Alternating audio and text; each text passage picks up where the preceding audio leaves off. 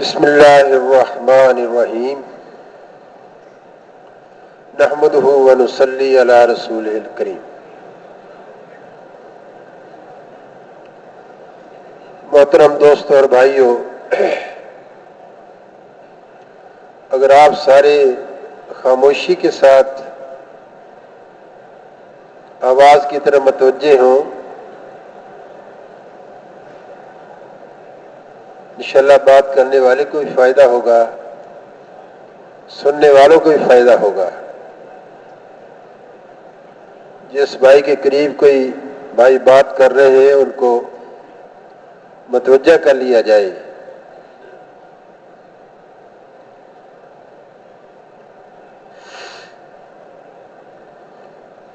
میرے بھائیوں اور دوستوں،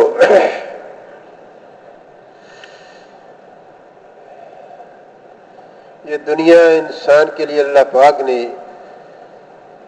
ایک خاص مقصد کے لیے بنائی ہے۔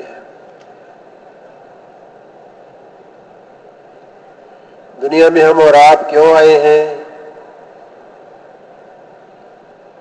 دنیا سے کیا لے کر جانا ہے؟ ہمارا اصل ٹھکانہ کون سا ہے؟ اور دنیا کا قیام ہمارا کتنا ہے؟ اللہ جل جلالہ عما والہ نے اس دنیا کے اندر ہمیں اور آپ کو جو بھیجا ہے، پیدا فرمایا ہے، اس دنیا میں بھیجے جانے کا مقصد کیا ہے؟ پھر دنیا کا قیام کتنا ہے؟ کتنا یہاں ٹھہرنا ہے؟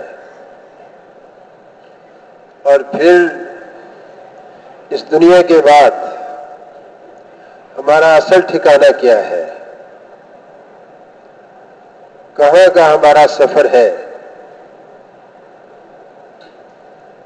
اس بات کا ایک مذاکرہ ہے، ایک فکر ہے، جس کے لیے ہم اور آپ ماشاءاللہ بہت محنت کے بعد کئی مہینوں سے بات چل رہی کہ ہمارا اجتماع ہے، گلیوں میں، بازاروں میں، مارکیٹوں میں، جہاں جہاں ماشاءاللہ ہمارے ساتھیوں نے محنت کر کے لوگوں کو متوجہ کیا اور ایک آپ حضرات سارے قربانی کر کے آئے ہیں۔ اللہ آپ کو آنا قبول فرمائے۔ اس وقت جتنے بھی لوگ اس موجود ہیں وہ سب اللہ کے راستے میں ہیں، اللہ کے راستے میں ہیں، اللہ کی نسبت سے آئے ہیں اور دین کی نسبت سے آئے ہیں۔ تو میرے بھائیو اور دوستو، اللہ رب العزت کی ذات عالی نے بے شمار مخلوقات بنائی، بڑی بڑی مخلوقات جو اللہ نے بنائی، فرشتے اللہ نے بنائے، فرشتوں کو اللہ نے نور سے بنایا، اللہ کی نورانی مخلوق ہے۔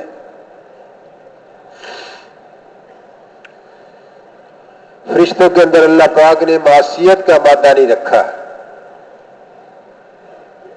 ان کے اندر اللہ پاک نے طاعت کا مادہ، فرمانبرداری کا مادہ رکھا ہے۔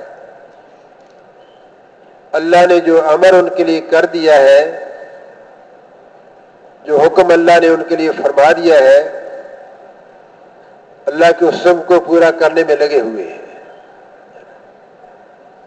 ہاں، اللہ رب العزت کسی فرشتے کے لیے اپنا امر بدلتے ہیں، وہ بدلے ہوئے حکم کے مطابق فرشتہ اپنا عمل کرے گا۔ فرشتے اللہ کی ایسی مخلوق ہے، ان کے اندر نافرمانی کا مادہ نہیں ہے، اللہ نے جو امر کر دیا اس کو پورا کر رہے ہیں۔ ایک روایت میں آتا ہے کہ جب اللہ جل جلالہ نے زمین و آسمان بنائے، چاند سورج ستارے بنائے اور اللہ نے اپنا عرش بنایا، عرش بنایا، اللہ اکبر، تو اللہ نے فرشتوں کی ایک جماعت کو حکم فرمایا، میرے عرش کو اٹھاؤ۔ تو فرشتے اللہ کی حمد و ثنا کرتے ہوئے اٹھے. کلمات کچھ اس طرح تھے: بسم اللہ، ربی اللہ، حسبی اللہ، توکلت علی اللہ، اعتصمت باللہ، فوض امری الی اللہ، ما شاء اللہ، لا قوت الا باللہ. یہ پڑھتے ہوئے اٹھے اور عرش الہی کو تھام لیا. اللہ کو ان فرشتوں کی ضرورت نہیں تھی، اللہ تو ہر چیز پر قادر ہے. اپنے عرش کو اپنے امر سے معلق فرما دیتے ہیں. اللہ نے فرشتوں کو فرمایا اور یہ کلمات پڑھتے پڑھتے فرشتے اٹھے اور عرش الہی کو تھام لیا. روایت میں آتا ہے کہ قیامت تک یہی کلمہ پڑھتے رہیں گے: بسم اللہ، ربی اللہ، حسبی اللہ، توکلت علی اللہ، اعتصمت باللہ، وفوض امری الی اللہ، ما شاء اللہ، لا قوت الا باللہ. یہ کلمات اللہ کو بہت محبوب ہیں، بہت پسند ہیں. تو آسمانوں کو اللہ نے بنایا، اپنی قدرت سے بنایا.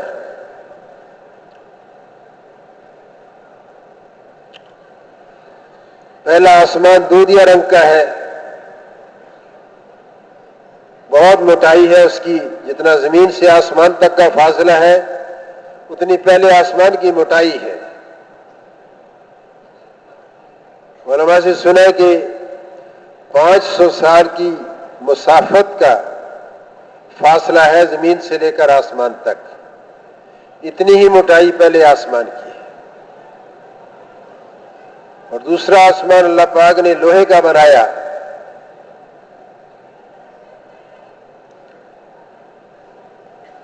اور اس کی موٹائی بھی اتنی ہے زمین سے لے کر آسمان تک کی. پھر تیسرا آسمان بنایا.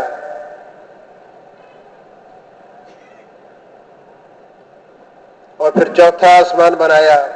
ہر آسمان کی اتنی ہی موٹائی جتنا زمین سے لے کر آسمان کا فاصلہ. اللہ اکبر. اللہ کے 7 آسمان اللہ نے بنائے. اور اللہ نے اپنی کرسی بنائی جو 7 آسمانوں پر محیط ہے، گھیرے میں لیا ہوا ہے. اللہ کی ذات عالی اتنی بڑی ذات ہے، اتنے بھاری بھرکم آسمانوں کو اللہ نے فضاؤں میں معلق کیا ہوا ہے. نہ نیچے کوئی سہارا ہے، نہ اوپر سے کوئی اٹکاوا ہے. اللہ نے اپنے امر سے سارے آسمانوں کو کھڑا کیا ہوا ہے. اللہ کی ذات بہت بڑی ذات ہے.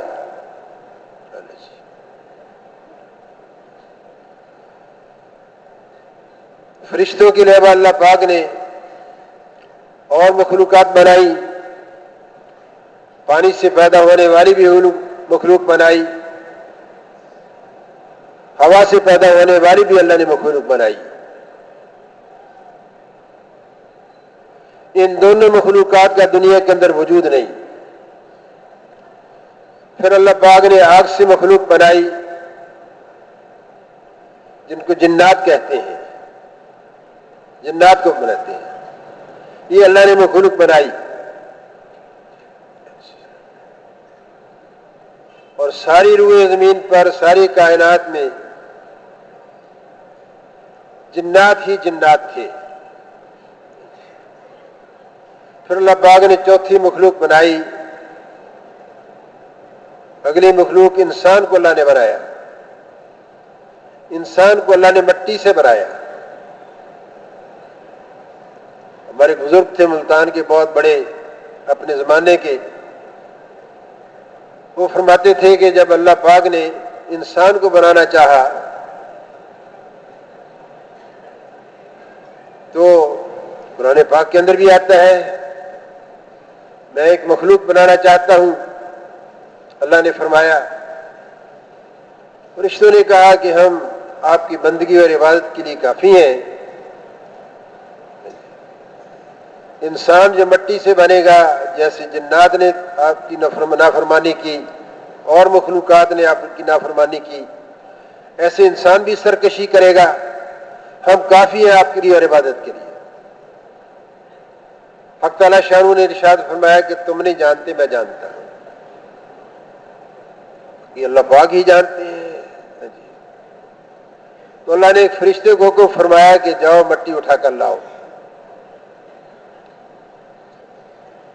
مٹی اٹھانے کے لیے جب فرشتہ آیا، جہاں سے اٹھانے لگتا تو مٹی انکار کرتی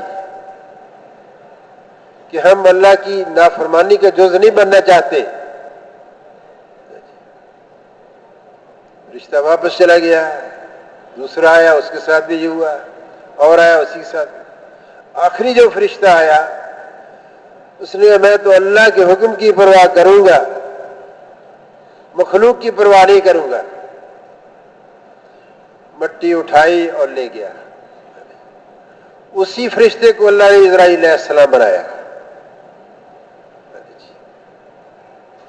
تو آدم علیہ السلام کو اللہ پاک نے مٹی سے بنایا۔ تو دوستو اور بھائیو، آدم علیہ السلام سے نسل انسانی چلی ہے۔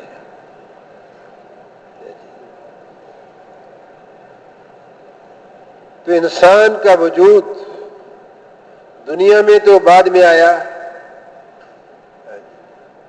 لیکن اللہ رب العزت نے عالم ارواح کے اندر سارے انسانوں کی روحوں کو جمع کیا۔ ہم اور آپ سارے آدم علیہ السلام کی پشت سے نکلے ہوئے ہیں عالم ارواح کے اندر۔ وہاں ہم سب سے اللہ پاک نے پوچھا، بتاؤ کیا میں تمہارا رب نہیں ہوں؟ ہم سب نے عالم ارواح کے اندر اللہ کی ربوبیت کا اقرار کیا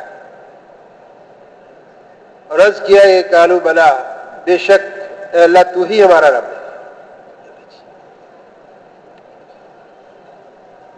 تو میرے دوستوں اور بھائیوں، اللہ ہمارے خالق ہیں،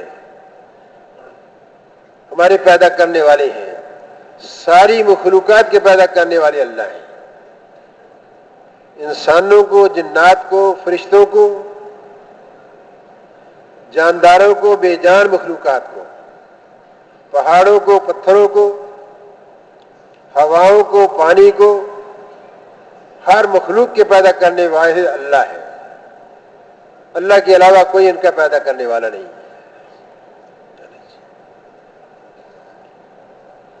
تو انسان کو اللہ پاک نے اس دنیا کے اندر جو بھیجا ہے، ایک آزمائش کے لیے بھیجا ہے۔ وہ جو اس نے عالم ارواح کے اندر کہا تھا، بے شک تو ہی ہمارا پالنے والا ہے، رب ہے، ہم سب کی ایک آزمائش ہے دنیا کے اندر۔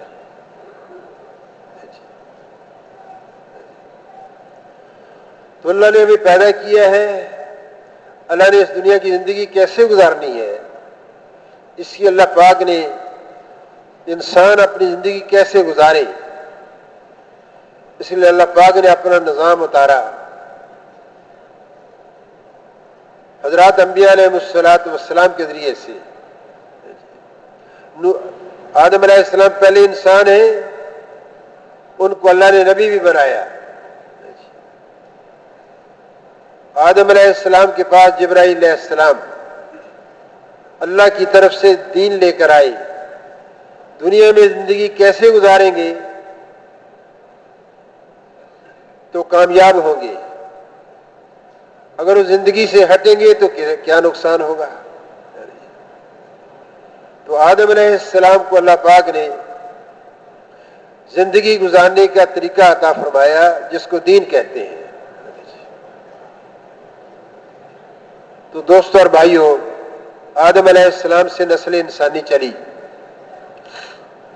اما حوا کو آدم علیہ السلام کے پہلو سے اللہ نے پیدا فرمایا۔ اما حوا آدم علیہ السلام کے ملاپ سے اللہ نے ساری انسانی نسل چلائی، انسانیت کو چلایا۔ تو آدم علیہ السلام سے لے کر جناب رسول اللہ صلی اللہ علیہ وسلم تک لوگ دنیا میں آ رہے ہیں اور جا رہے ہیں، آتے رہے اور جاتے رہے۔ انبیاء علیہ الصلوۃ والسلام بھی اپنی قوموں اور امتوں کے اندر آتے رہے اور اللہ کا دیا ہوا دین اس پر لوگوں کو عمل کرنے کے لیے تیار کرتے رہے۔ دین زندگی گزارنے کے طریقے کا نام ہے۔ دین آسمانی روحانی زندگی گزارنے کا نام ہے۔ جس قوم اور جس نبی کی امت کے لیے اللہ نے جو زندگی گزارنے کا طریقہ مرحمت فرمایا، اس نبی کی قوم اور امت اگر اس طریقے پر اپنی زندگی گزار کر گئی تو اللہ نے ان کو کامیاب کیا۔ جو نبی کے طریقے سے ہٹ کر زندگی گزار کر گئے، اللہ نے ان کو دنیا کے اندر بھی ذلیل و خوار کیا، نیست و نابود کیا۔ اور میرے دوستوں اور بھائیوں، اگلے کچھ مرادل آنے والی ہیں، اس کے اندر بھی اللہ پاک نے بہت بڑی سزائیں رکھی ہیں۔ تو دین ایک مبارک زندگی ہے جو اللہ کی پسندیدہ زندگی ہے، اور روحانی زندگی ہے، آسمانی زندگی ہے۔ جبرائیل امین علیہ السلام کے ذریعے سے اللہ نے حضرات انبیاء علیہ الصلوۃ والسلام تک وہ زندگی پہنچائی۔ جناب رسول اللہ صلی اللہ علیہ وسلم کی تشریف آوری سے پہلے بے شمار انبیاء علیہ الصلوۃ والسلام آئے۔ مضبوط روایت ہے کہ 1.25 لاکھ کے قریب انبیاء علیہ الصلوۃ والسلام تشریف لائے۔ اور روایتیں بھی ملتی ہیں۔ مفتی زین العابدین صاحب رحمۃ اللہ علیہ فرماتے تھے ایک روایت 2 لاکھ انبیاء علیہ الصلوۃ والسلام کی ملتی ہے۔ اللہ پاک بھی اپنے کلام پاک کے اندر فرماتے ہیں کوئی قوم ایسی نہیں جس کی طرف میں نے ہدایت دینے والے نہیں بھیجے، کوئی قوم ایسی نہیں جس کی طرف میں نے رسول اور نبی نہیں بھیجے۔ تو ہر امت کے لیے، ہر آنے والے انسانوں کے لیے اللہ نے رہنمائی کرنے والے حضرات انبیاء علیہ الصلوۃ والسلام کو مبعوث فرمایا۔ نبی کہتے ہیں غائب کی خبر کو دینے والے کو۔ جو اللہ پاک خبریں جبرائیل علیہ السلام کو دیتے تھے کسی نبی کی امت کے لیے، وہ جبرائیل علیہ السلام نبی تک پہنچاتے تھے علیہ السلام، اور نبی اپنی امت تک پہنچاتے تھے۔ اور 7 انبیاء علیہ الصلوۃ والسلام یہ کہتے تھے اگر اس زندگی کو گزارو گے تو اللہ پاک تمہیں کامیابیوں سے نوازیں گے، تمہیں سکون ملے گا، تمہیں اطمینان ملے گا، مال میں برکت ہوگی، اولاد میں برکت ہوگی، وقت میں برکت ہوگی، اخوت پیدا ہوگی، بھائی چارہ پیدا ہوگا، محبتیں پیدا ہوگی، انتشار ختم ہوگا، فساد ختم ہوگا۔ تو انبیاء علیہ الصلوۃ والسلام لوگوں دنیا کے اندر آ کر اللہ کے دیے ہوئے مبارک طریقہ زندگی پر عمل کرنے کے لیے تیار ہوتے تھے، اور نبی کی زندگی بہترین نمونہ ہوتی تھی اللہ کے اوامر کو پورا کرنے کی، اللہ کے دین پر چلنے کی۔ بہترین زندگی انبیاء علیہ الصلوۃ والسلام کی نمونہ ہوتی تھی ان کی امتوں اور قوموں کے لیے۔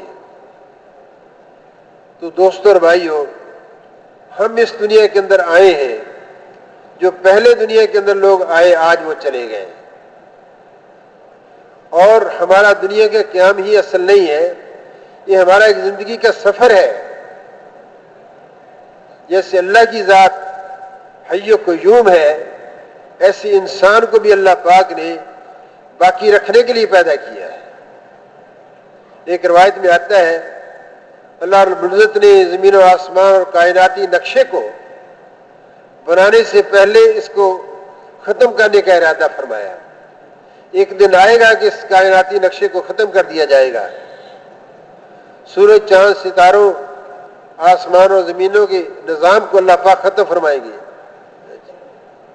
ایک دن ہے، لیکن انسان باقی رہے۔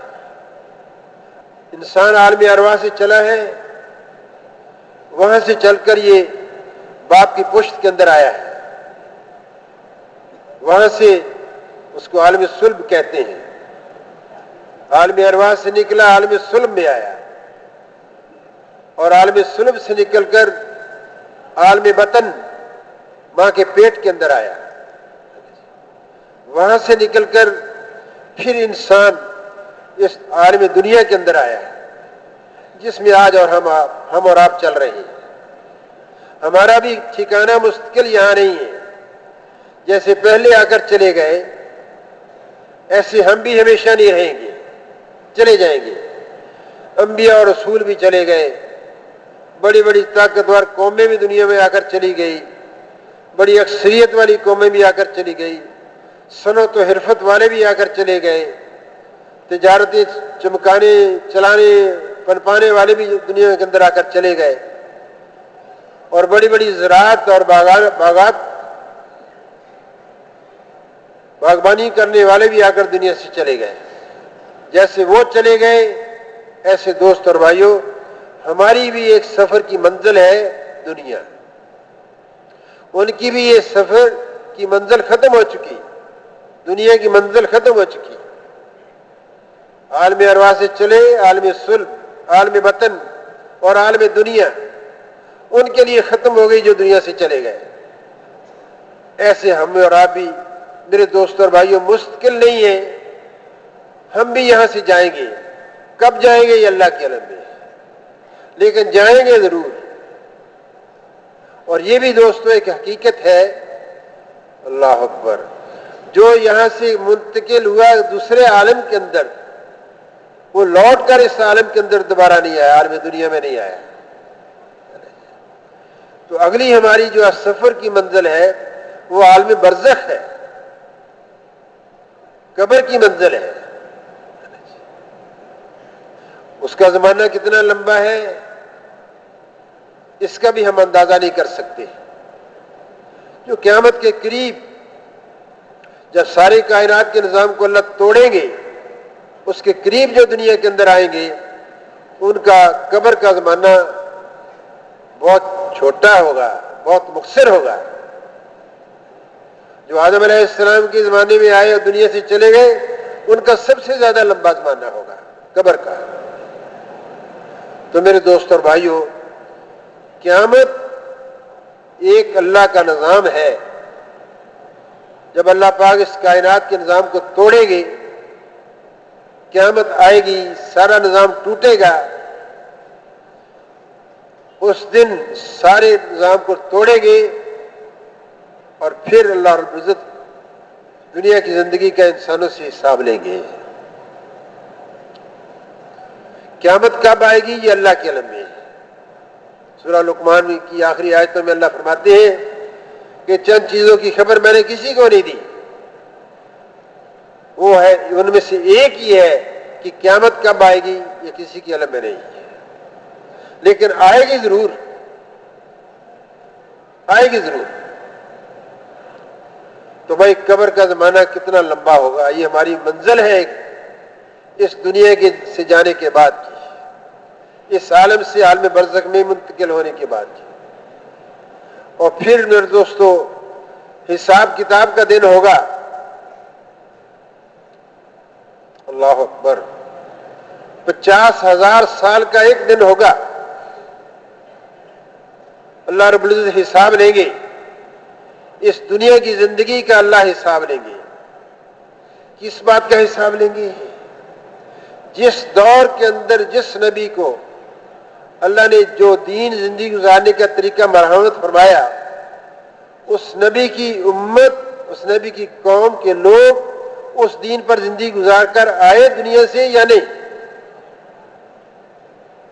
اس دین کے بارے میں سوال کیا جائے گا، اس کا حساب لیا جائے گا۔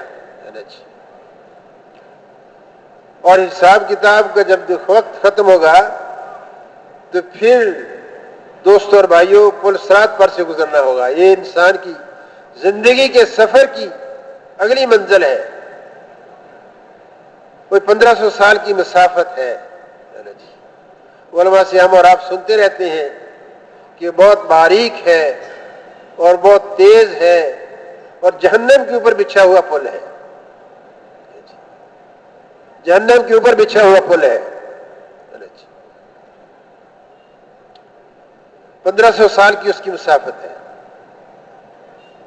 اور پھر اس کے بعد ایک ایسی زندگی اللہ پاک شروع فرمائیں گے کہ جس زندگی کی ابتدا انتہا نہیں ہے، وہ زندگی کبھی ختم نہیں ہوگی، جو صفت اللہ کی حی و قیوم ہے، یہی صفت اللہ پاک نے انسانوں کے لیے رکھی ہے۔ جب سے عالم ارواح میں ہماری پیدائش ہوئی، اس وقت سے لے کر ہمیشہ کی جو زندگی جس کی ابتدا انتہا نہیں ہے، اس تک ہمارا زندگی کا ایک سفر ہے۔ اس لیے مرنے کا لفظ یہ اصل نہیں ہے، اصل ہمارا انتقال ہے ایک عالم سے دوسرے عالم میں۔ عالم وطن سے ہم عالم دنیا میں آ گئے، اب عالم دنیا سے ہم عالم برزخ میں جائیں گے، اور پھر عالم حشر میں جائیں گے حساب کتاب کریں گے۔ تو دوستو اور بھائیو، تو دنیا اور آخرت کے اندر انسانوں کو کامیاب اور کامران کرنے کے لیے اللہ نے ایک ہی معیار بنایا ہے، وہ ہے اللہ کا پیارا دین۔ وہ اللہ کا پیارا دین ہے۔ دین کی جو پہلی بات ہے وہ ہے لا الہ الا اللہ، لا الہ الا اللہ۔ اور دوسرا حصہ اس کلمے کا ہر نبی کے اعتبار سے بدلتا ہے، نبی کے اعتبار سے بدلتا ہے۔ پہلے حصے سے مراد یہ ہے کہ اے اللہ تیری ہی ذات عبادت کے لائق ہے، تیری ہی ذات بندگی کے لائق ہے، تیری ہی وہ ذات ہے جس کو سجدہ کیا جائے، تو نے ہی ہمیں بنایا ہے، تو نے ہی ہمیں زندگی دی ہے، ہم تیری ہی مان کر زندگی گزاریں گے، تیرے غیر کی پرستش نہیں کریں گے، تیری غیر کی پوجا نہیں کریں گے۔ لا الہ الا اللہ، یہ سارے انبیاء علیہ السلام کا مشترک جملہ ہے، لا الہ الا اللہ۔ اگلا جو حصہ ہے ہر نبی کا بدلتا ہے۔ لا الہ الا اللہ کے اندر اللہ کی اوامر ہیں، اللہ کے احکامات ہیں، کچھ کرنے کے ہیں کچھ نہ کرنے کے ہیں۔ جو کرنے کے اوامر ہیں ان کو کیسے پورا کرنا ہے، اس کی عملی شکل نبی علیہ السلام کی زندگی سے ملتی ہے۔ ہر نبی کے دور کے اندر اللہ کے حکم کو کیسے پورا کرنا ہے، تابعداری کیسے کرنی ہے، عبدیت پہ کیسے رہنا ہے، یہ نبی کی زندگی بتاتی ہے۔ تو اگلا جو حصہ ہے ہر نبی کا وہ بدلتا ہے اس دین کے اعتبار سے، لا الہ الا اللہ۔ جیسے کل بھی ماشاءاللہ عصر کے بعد اجمالاً اس کی بات آئی، لا الہ الا اللہ، یہ تو ہے کلمہ توحید، یہ تو ہے کلمہ وحدت، یہ تو ہے کلمہ ربوبیت، اور یہ ہے کلمہ معرفت، یہ ہے کلمہ اللہ کی پہچان کا کہ اللہ کی وہ ذات ہے جو ہر چیز پر قدرت رکھتی ہے۔ زندہ میں سے مردہ کو نکال دے اللہ قادر ہے، مردہ میں سے زندہ کو نکال دے اللہ قادر ہے، موسموں کا بدلنا اللہ کے حکم سے ہے، چاند کا گھٹنا بڑھنا اللہ کے امر سے ہے، سورج کا نکلنا غروب ہونا اللہ کے امر سے ہے، ہواؤں کا چلنا موسموں کا بدلنا اللہ کے امر سے ہے، گندے قطرے سے جاندار بنا دے، بے جان چیز سے جاندار کو پیدا کر دے، مٹی سے فصلوں کو اگا دے، مٹی سے جنسوں کو پیدا کر دے، اللہ پاک ساری مخلوق کے اندر اللہ کا حکم چلتا ہے۔ اور اللہ کا اس پہلا جو کلمہ ہے لا الہ الا اللہ ہر نبی کا مشترک ہے، اور یہی ایمان کا کلمہ ہے، یہی ایمان کا کلمہ ہے۔ اگلا حصہ نبی کی رسالت ہے کہ اللہ کے امر کو کیسے پورا کرنا ہے۔ جیسے مثال کے طور پر عرض کرتا ہوں ہمارے اوپر بھی ماشاءاللہ اللہ نے رمضان مبارک کو فرض فرمایا ہے. ہر مسلمان ایک مہینے کے رمضان کے روزے رکھے گا, سحری ختم ہونے سے لے کر آفتاب کے غروب ہونے تک. دن کو نہ کھائے گا نہ پیے گا, روزہ رکھے گا. سال میں ایک مہینے کے روزے فرض فرمائے. اور ایک نبی علیہ السلام ایسے آئے جن کی امت کے اندر اللہ پاک خود بھی فرماتے ہیں تمہارے اوپر روزے فرض فرمائے جیسے میں نے پہلی امتوں کو فرض فرمائے تھے. اس نبی کی امت کے اندر روزوں کی کیا شکل تھی؟ ایک دن روزہ ایک دن افطار. ایمان والوں کے لیے, کلمے کا اقرار کر لا الہ الا اللہ کا اقرار کرنے والوں کے لیے ایک دن روزہ ایک دن افطار. ایمان قبول کرنے کے بعد ہر امتی ایک دن روزہ ایک دن افطار. ہمارے اور آپ کے لیے کیا ہے کہ بھئی سال میں ایک مہینے کے روزے فرض, باقی سارے نفل ہیں. ایسے ہی اللہ رب العزت نے احکامات عطا فرمائے.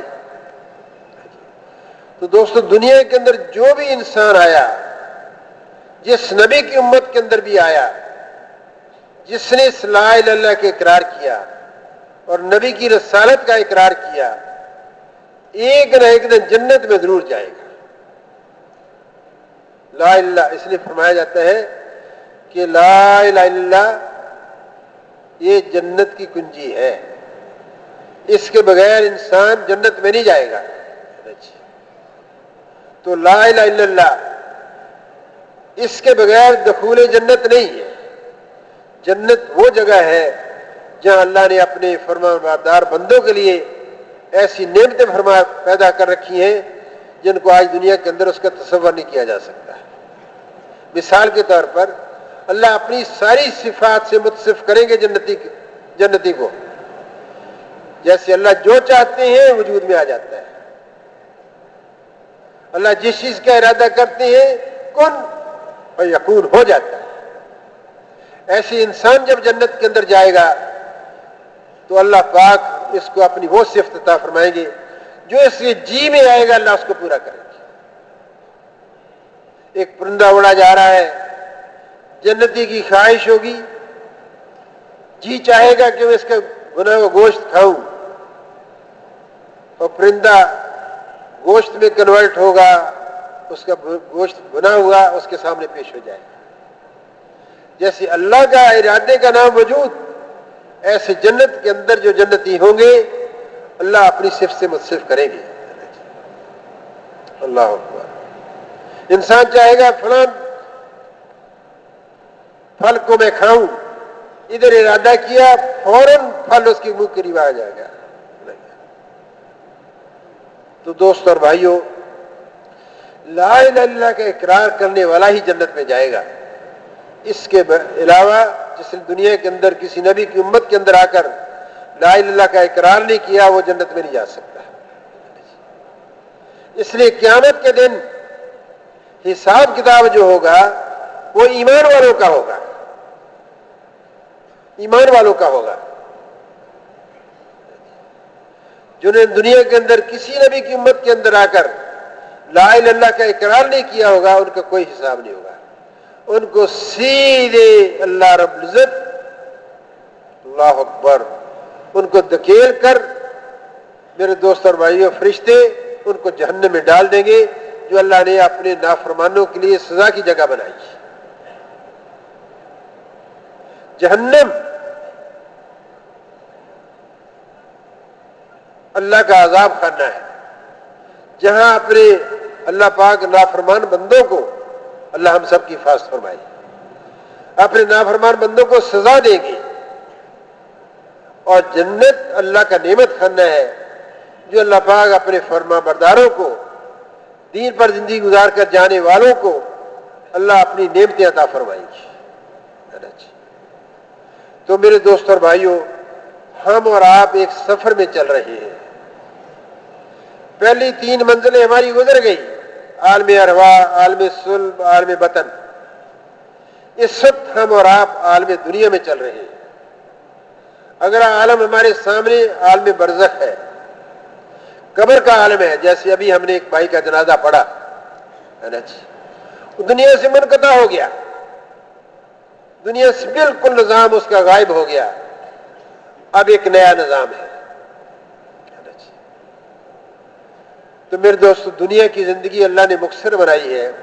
نبی علیہ الصلوۃ والسلام کی ارشاد کا مفہوم ہے کہ میری امت کی اوسط عمر 60-70 برس ہے. میرے بھائیوں، میں اس بات کا اس لیے تذکرہ کر رہا ہوں کہ ہم کہیں بھول میں چل رہے ہیں.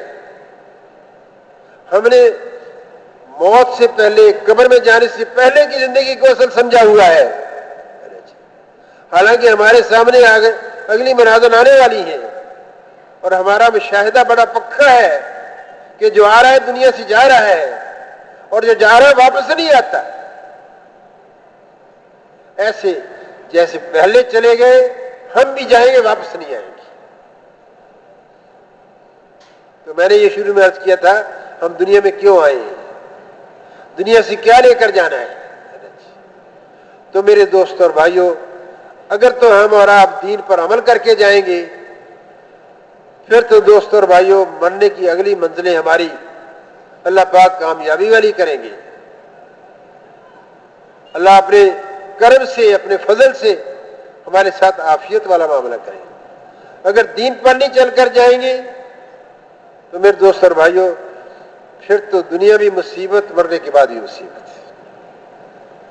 تو اللہ جل جلالہ من والو نے ہمارے اوپر احسان فرمایا.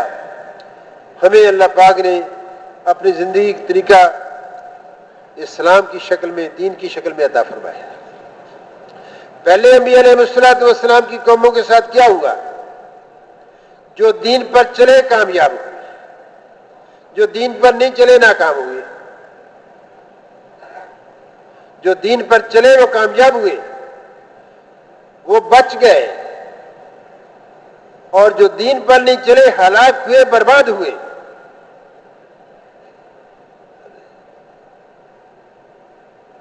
تو دنیا اور آخرت کی کامیابی کا معیار آدم علیہ السلام سے لے کر قیامت تک جتنے انسان آئیں گے سب کے لیے ایک ہی معیار ہے، چاہے کوئی مالدار ہے چاہے غریب ہے، بہت بڑا تعلیم یافتہ ہے تعلیم سے محروم ہے، بہت بڑی عزت کے نقشوں کا مالک ہے عزت کے نقشوں سے محروم ہے. ہر طبقہ، ہر انسانی طبقے کے لیے اللہ نے ایک ہی معیار رکھا، آدم علیہ السلام سے لے کر قیامت تک سارے آنے والے انسانوں کے لیے، وہ اللہ کا پیارا دین ہے. جو دین پر چل کر گئے وہ کامیاب ہوئے، جو دین پر نہیں چل کر گئے وہ ہلاک ہوئے، برباد ہوئے. بچے دین پر چلنے والے. اور اس امت کے ساتھ معاملہ اللہ کا ڈیفرنٹ ہے. جناب رسول اللہ صلی اللہ علیہ وسلم تک اللہ کا یہی نظام چلا، جو دین پر چلنے والے وہ بچے، اللہ نے عافیت فرمائی، اور مرنے کے بعد بھی اللہ ان کو کامیاب کریں گے. جو دین پر نہیں چلے اللہ نے ان کو ہلاک کیا، برباد کیا. اس لیے مولانا محمد احمد صاحب رحمۃ اللہ علیہ فرماتے تھے کہ اکثر انبیاء علیہ الصلوۃ والسلام اور رسول پہلے نبیوں کی امتوں کے وہ لوگ جو دین پر چلنے کے انہوں نے اقرار کیا اور نبیوں کے جانے کے بعد نبی کی زندگی کو چھوڑ دیا، دینی زندگی کو عملی طور پر گزارنا ختم کر دیا، اللہ نے بگڑی ہوئی مسلمان قوموں کی طرف اللہ نے انبیاء علیہ الصلوۃ مبعوث فرمایا. تو میرے دوست اور بھائیوں، مشہور نبیوں کے قصے اللہ نے، بڑے بڑے نبیوں کے اللہ نے قصے بیان فرمائے. سب سے مضبوط قصہ، بڑا قصہ، لمبا قصہ، لمبا زمانہ نوح علیہ السلام کو اللہ نے عطا فرمایا. اللہ نے ان کو دین دیا، زندگی گزارنے کا طریقہ. نوح علیہ السلام اپنی قوم کو سمجھاتے ہیں، اے میری قوم، اللہ کی مانو، اللہ کی نافرمانی سے بچو. سورہ نوح کے اندر جس کا مفہوم یہ ہے اللہ کو کارگزاری سناتے ہیں نوح علیہ السلام، اے اللہ میں نے ان کو دن کو بھی سمجھایا رات کو بھی سمجھایا، لیکن یہ میری بات کو رد کرتے ہیں، میری بات کو رد کرتے ہیں اور اپنے کانوں میں انگلیاں لے لیتے ہیں، بات سنتے نہیں ہیں۔ کتنے سال بھائی؟ 950 سال۔ اللہ اکبر۔ اللہ نے حکم فرمایا نوح علیہ السلام سے ایک کشتی تیار کرو، میرا عذاب آنے والا ہے۔ کشتی تیار ہوئی، حکم ہوا میرا جب عذاب آئے تو اپنے ایمان والوں کو، اب دین پر چلنے والوں کو، دینی زندگی گزارنے والوں کو اپنی کشتی میں سوار کر لینا۔ تو دوستوں اور بھائیوں، پھر اللہ پاک نے اپنا نافرمانوں کے لیے عذاب بھیجا، دین پر نہ چلنے والوں کے لیے۔ پانی نکلا، پانی، پہاڑوں سے پانی نکلا، درختوں سے پانی نکلا، اللہ اکبر۔ ایسی ایسی جگہ سے پانی نکلا جہاں سے پانی نکلنے کا تصور نہیں، اور پانی نے اپنی سطح بلند کرنی شروع کی اور کشتی کے اندر ایمان والے آ گئے۔ جب کشتی اٹھ رہی تھی اوپر اور پانی سیلاب آ گیا تو نوح علیہ السلام کا بیٹا، وہ بھی نوح علیہ السلام پر ایمان نہیں لایا تھا، ان کی بیوی بھی ایمان نہیں لائی تھی۔ تو نوح علیہ السلام نے اپنے بیٹے سے کہا اے میرا بیٹے تم ایمان لے آؤ، کشتی میں سوار ہو جاؤ، بچ جاؤ گے۔ اس نے کہا نہیں، میں تو پہاڑی پر چڑھ جاؤں گا، میں اپنے آپ کو بچا لوں گا۔ میرے دوستو، آیت شریفہ کا مفہوم یہ ہے کہ طوفان نوح کی، جو پانی کا طوفان آیا، ایک موج آئی اپنے ساتھ بہا کر لے گئی۔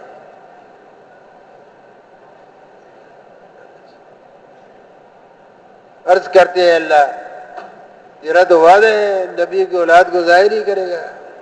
اللہ نے فرمایا کہ نہیں، جنسی طور پر نوح علیہ السلام کا بیٹا تھا، لیکن اللہ فرماتے ہیں جس کا مفہوم یہ ہے اس لیے تیرے میں سے نہیں ہے کہ اس کا عمل صحیح نہیں ہے، اس کا عمل دین کے مطابق نہیں ہے۔ اور 950 سال محنت کی، امت کو تیار کیا دین پر چلنے کے لیے۔ کتنے لوگ ایمان لائے؟ 80 یا کچھ زیادہ۔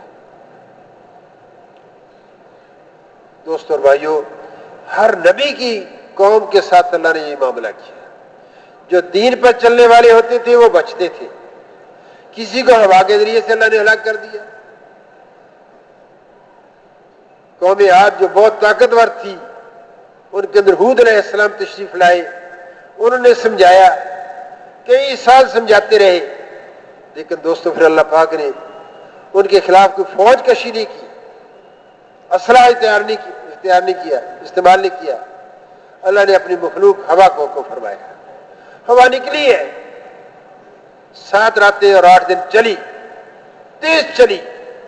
علماء فرماتے ہیں جو ایمان والے ہوتے تھے ان کو ہوا کچھ بھی نہیں کہتی تھی، اور جو دین کا انکار کرنے والے تھے، ہود علیہ السلام کی بات کا انکار کرنے والے ہوتے تھے، ان کو ہوا پٹک پٹک کر پھیر رہی تھی، آپس میں ٹکرائے، پہاڑوں کے ساتھ، درختوں کے ساتھ، سب کو ہلاک کر دیا۔ تو نبی علیہ السلام، بھائی کسی کو تو لوط علیہ السلام کی قوم کے اوپر ایک ہی قسم کا عذاب آیا، نافرمانوں پر، پتھروں کی بارش ہوئی، زلزلہ بھی آیا، فرشتے نے چیخ بھی ماری، اور پھر وہ نافرمان ساری بستیوں کو اٹھایا فرشتے نے اپنے ایک پار کے کنارے پر، آسمان کی طرف لے گیا اور پھینکا نیچے، گہرا سمندر بن گیا۔ آج بھی وہ سمندر اسرائیل اور لبنان، اس کے اردن کے درمیان واقع ہے۔ اللہ پاک ایسے قرآن پاک کے اندر واقعات بیان فرما کے ایک ارشاد فرماتے ہیں، اے عقل والو، اے سمجھدار لوگو، سبق سیکھ، فَاعْتَبِرُوا یا اولو الالباب، فَاعْتَبِرُوا یا اولو الابصار۔ یہ قرآن پاک کے اندر جو اللہ نے قصے انبیاء علیہ الصلوۃ والسلام کے بیان فرمائے ہیں، یہ ہماری عبرت کے لیے ہے۔ تو دوستو بھائیو، اللہ پاک کا ایک نظام ہے، اللہ نے یہ نبیوں کا سلسلہ حضور صلی اللہ علیہ وسلم تک چلایا۔ نبیوں کے ذمے خود دین پر عمل کرنا، اپنی امتوں کو، قوموں کو دین پر چلنے کے لیے تیار کرنا ہوتا تھا، لیکن امتوں کے ذمے صرف دین پر عمل کرنا ہوتا تھا۔ امتیوں کی ذمہ داری نہیں ہوتی تھی کہ لوگوں کو دین پر چلنے کے لیے تیار کریں، لیکن بھائی الخلق عیال اللہ، ساری مخلوق اللہ کا کنبہ ہے۔ جو اللہ کی مخلوق کے ساتھ ہمدردی کرتا ہے، محبت کرتا ہے، خیر خواہی کرتا ہے، اللہ کو وہ چیز بہت پسند ہے۔ پہلے نبیوں کی امتوں کے ذمہ صرف عمل کرنا ہوتا تھا۔ اگر پہلے نبیوں کی امت میں سے کسی امتی نے انسانوں کے ساتھ خیر خواہی کی، یا کسی اور مخلوق نے اپنی مخلوق کے ساتھ خیر خواہی کی، اللہ کو اپنی مخلوق کے ساتھ خیر خواہی، ان کی منفعت کا سوچنا، ان کے نفع کا سوچنا، ان کے فائدے کا سوچنا اتنا محبوب ہے۔ تو دوستو بھائیو، اللہ نے اپنی پاک کلام، قرآن پاک کے اندر اس کا تذکرہ کیا۔ سورہ یاسین، اللہ ہم سب کو توفیق عطا فرمائے۔ ہمارے ساتھی اکثر پڑھتے ہیں، اس میں حبیب نجار کا واقعہ آتا ہے۔ ایک بستی کے اندر، انطاکیہ بستی ہے، شام سے پہلے جو ترکی کا بارڈر ہے، ترکی کے حصے کے اندر انطاکیہ ایک شہر ہے۔ اس میں ایک نبی آئے، پھر دوسرا آیا، پھر تیسرا آیا، بستی والے ان کا تمسخر اڑاتے تھے۔ ایک بستی کے کنارے سے شخص آیا، اس نے کہا ان کا تمسخر نہ اڑاؤ، ان کی بات سنو، یہ تمہاری بھلائی کی بات کرتے ہیں۔ تو اس بستی والے نے ان کو شہید کر دیا کہ نبی کیوں مدد کرتا ہے، یہ مخلوق کے ساتھ خیر خواہی کیوں کرتا ہے؟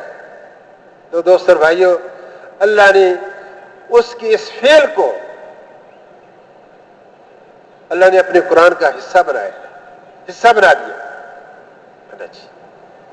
وہ کہتے ہیں مرنے کے بعد، اللہ پاک جو فرماتے ہیں، جس کا مفہوم ہے، کاش میری قوم کو پتہ چل جاتا کہ اللہ نے میرا کتنا اکرام کیا ہے۔ تو اللہ نے اس کا درس کیا۔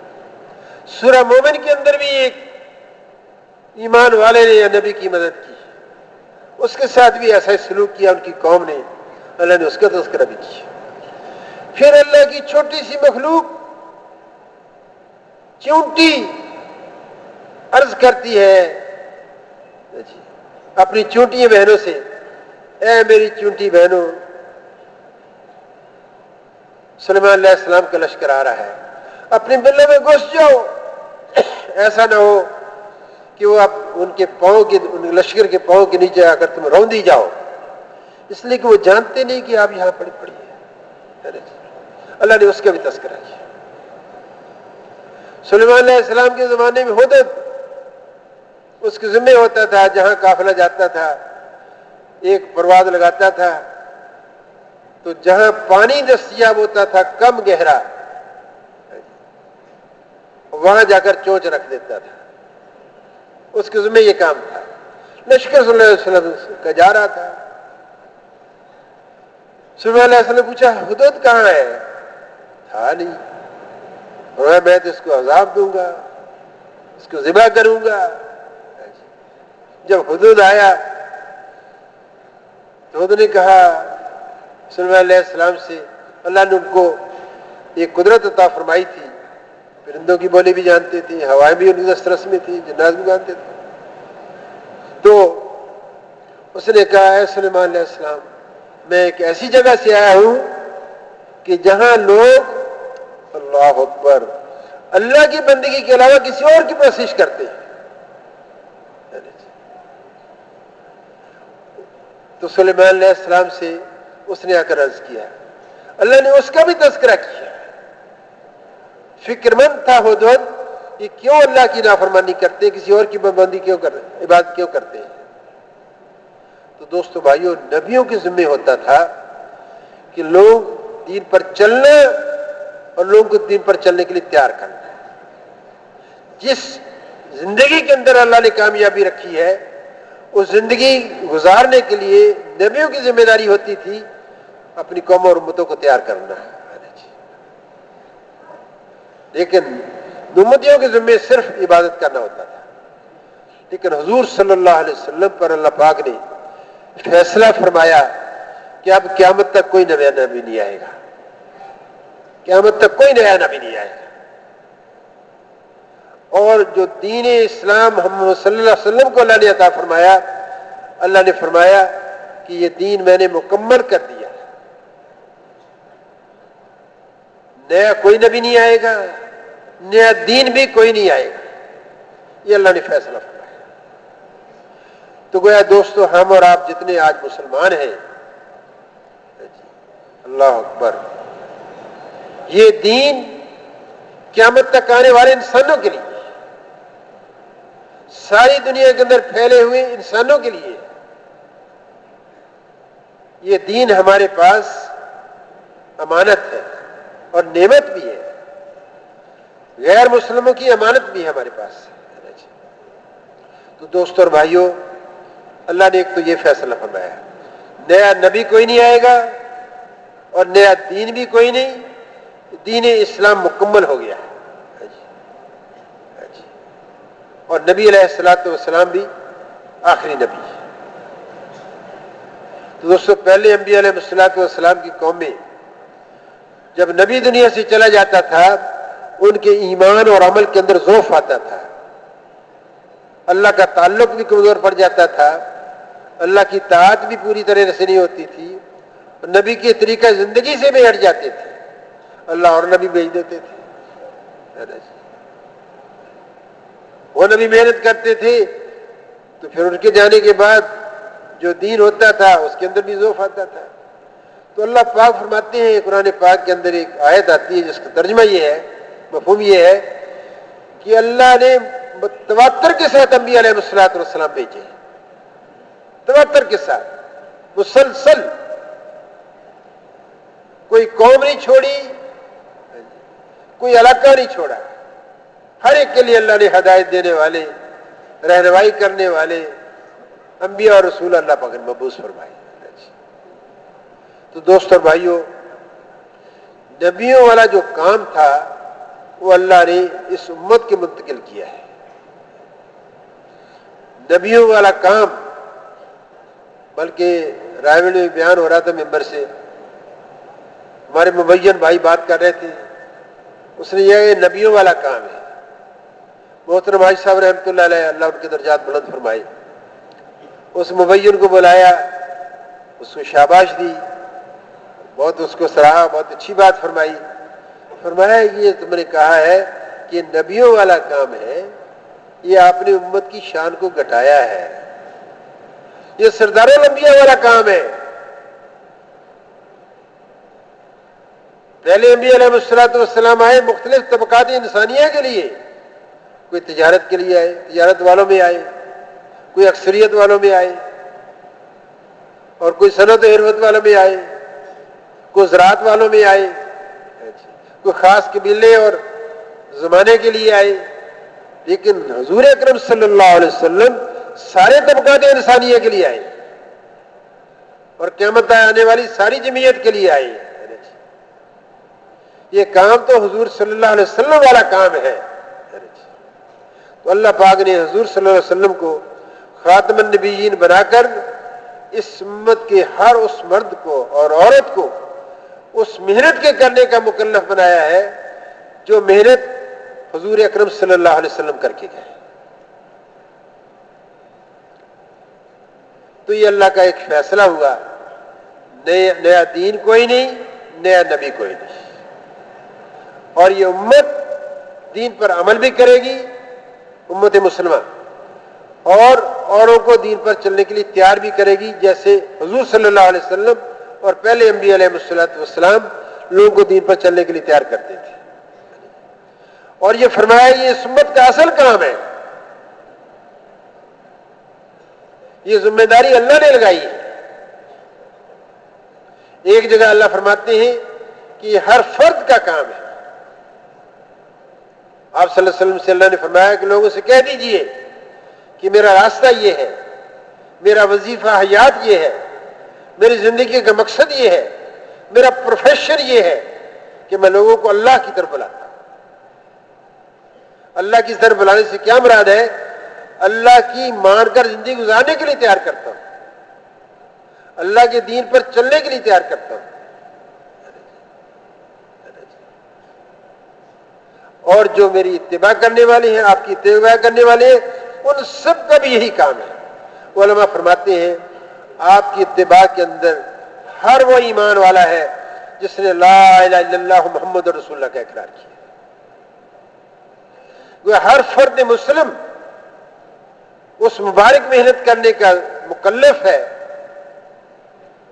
اس کام کو اپنی زندگی کا مقصد بنا کر چلے، یہ اللہ نے ذمہ داری لگائی ہے۔ اپنی مال کی صلاحیتیں، اپنی جان کی صلاحیتیں اس مبارک محنت پر لگائے جس محنت کے لیے اللہ نے حضور اکرم صلی اللہ علیہ وسلم کو مبعوث فرمایا۔ یہ ہماری زندگی کا اصل مقصد قرار دیا گیا۔ اور دوستو اور بھائیوں، ایک جگہ اللہ فرماتے ہیں بحیثیت مجموعی امت مسلمہ کہ ساری کی ساری امت مسلمہ جس نے بھی اس کلمے کا اقرار کیا ہے، ساری کی امت، پوری امت بھی اس محنت کے کرنے کی ذمہ دار ہے جس محنت کو حضور اکرم صلی اللہ علیہ وسلم کرتے ہیں۔ حضرت عمر رضی اللہ عنہ اس آیت کی تفسیر میں ایک عجیب بات فرماتے ہیں کہ جو شخص امر بالمعروف اور نہی عن المنکر نہیں کرتا امتی کہلانے کا حقدار نہیں۔ تو میرے دوستو، یہ ہماری زندگی کا اصل مقصد ہے، دین پر چل کر جانا۔ دین پر چل کر گئے، کامیاب ہوئے، دین پر نہیں چل کر گئے، ناکام ہوئے، ہلاک ہوئے۔ ہم اور آپ بھی دین پر چل کر جائیں گے تو کامیاب ہوں گے، دین پر نہیں چل کر جائیں گے، اللہ ہماری حفاظت فرمائے، نقصان میں جائیں گے۔ یہ اجتماع اس لیے ہے کہ ہم دنیا میں کیا کرنے آئے ہیں اور دنیا سے کیا لے کر جانا ہے۔ یہ دنیا تو آزمائش کے لیے اللہ نے دی ہے، ہوش سنبھلنے سے لے کر موت تک کی زندگی آزمائش میں ہے کہ کون دین کے مطابق عمل کر کے جاتا ہے۔ اللہ 2-3 جگہ قرآن پاک کے اندر فرماتے ہیں میں موت اور پیدائش کو اس لیے پیدا کیا ہے، میں آزمانا چاہتا ہوں کہ کون اچھے عمل کر کے آتا ہے، گویا کون میرے مبارک دین کے مطابق عمل کر کے آتا ہے۔ آزمانا چاہتا ہوں، آزمائش ہماری اور آپ کی سب کی۔ اللہ کا خفیہ نظام فرشتوں کا ہمارے ساتھ چل رہا ہے، جو عمل کر رہے ہیں محفوظ ہو رہا ہے۔ دائیں والا کندھا نیکیاں لکھ رہا ہے، دائیں والا فرشتہ نیکیاں لکھتا ہے، بائیں طرف کندھے پر بیٹھنے والا فرشتہ خطائیں لکھتا ہے۔ ساتھ ساتھ ہمارا اعمال نامہ تیار ہو رہا ہے۔ اللہ کا غائب کا نظام فرشتوں کا ہمارے ساتھ چل رہا ہے۔ ہماری آزمائش۔ اور کبھی اللہ نے ایک جگہ فرمایا میں نے دنیا کے اندر زیب و زینت کی چیزیں پھیلا دی ہیں، کشش کی چیزیں میں نے پھیلا دی ہیں، میں آزمانا چاہتا ہوں کہ کون اچھے عمل کر کے آتا ہے۔